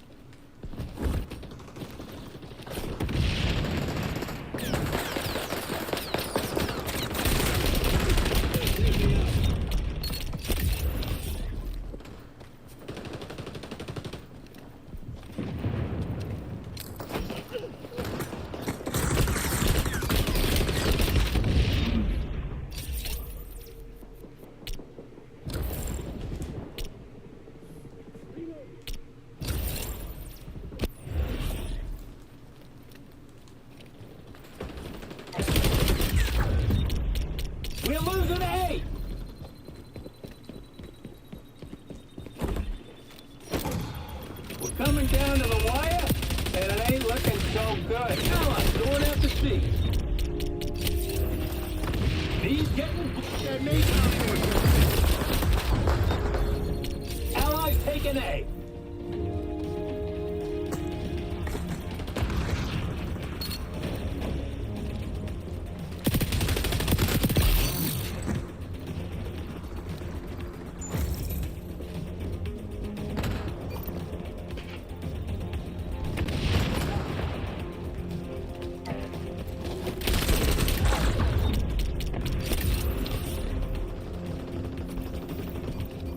Capturing A. Losing B. Nothing cleans like flirting.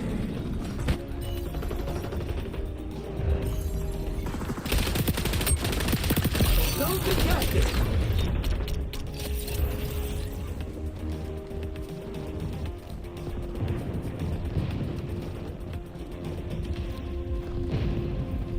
You blew it, pal.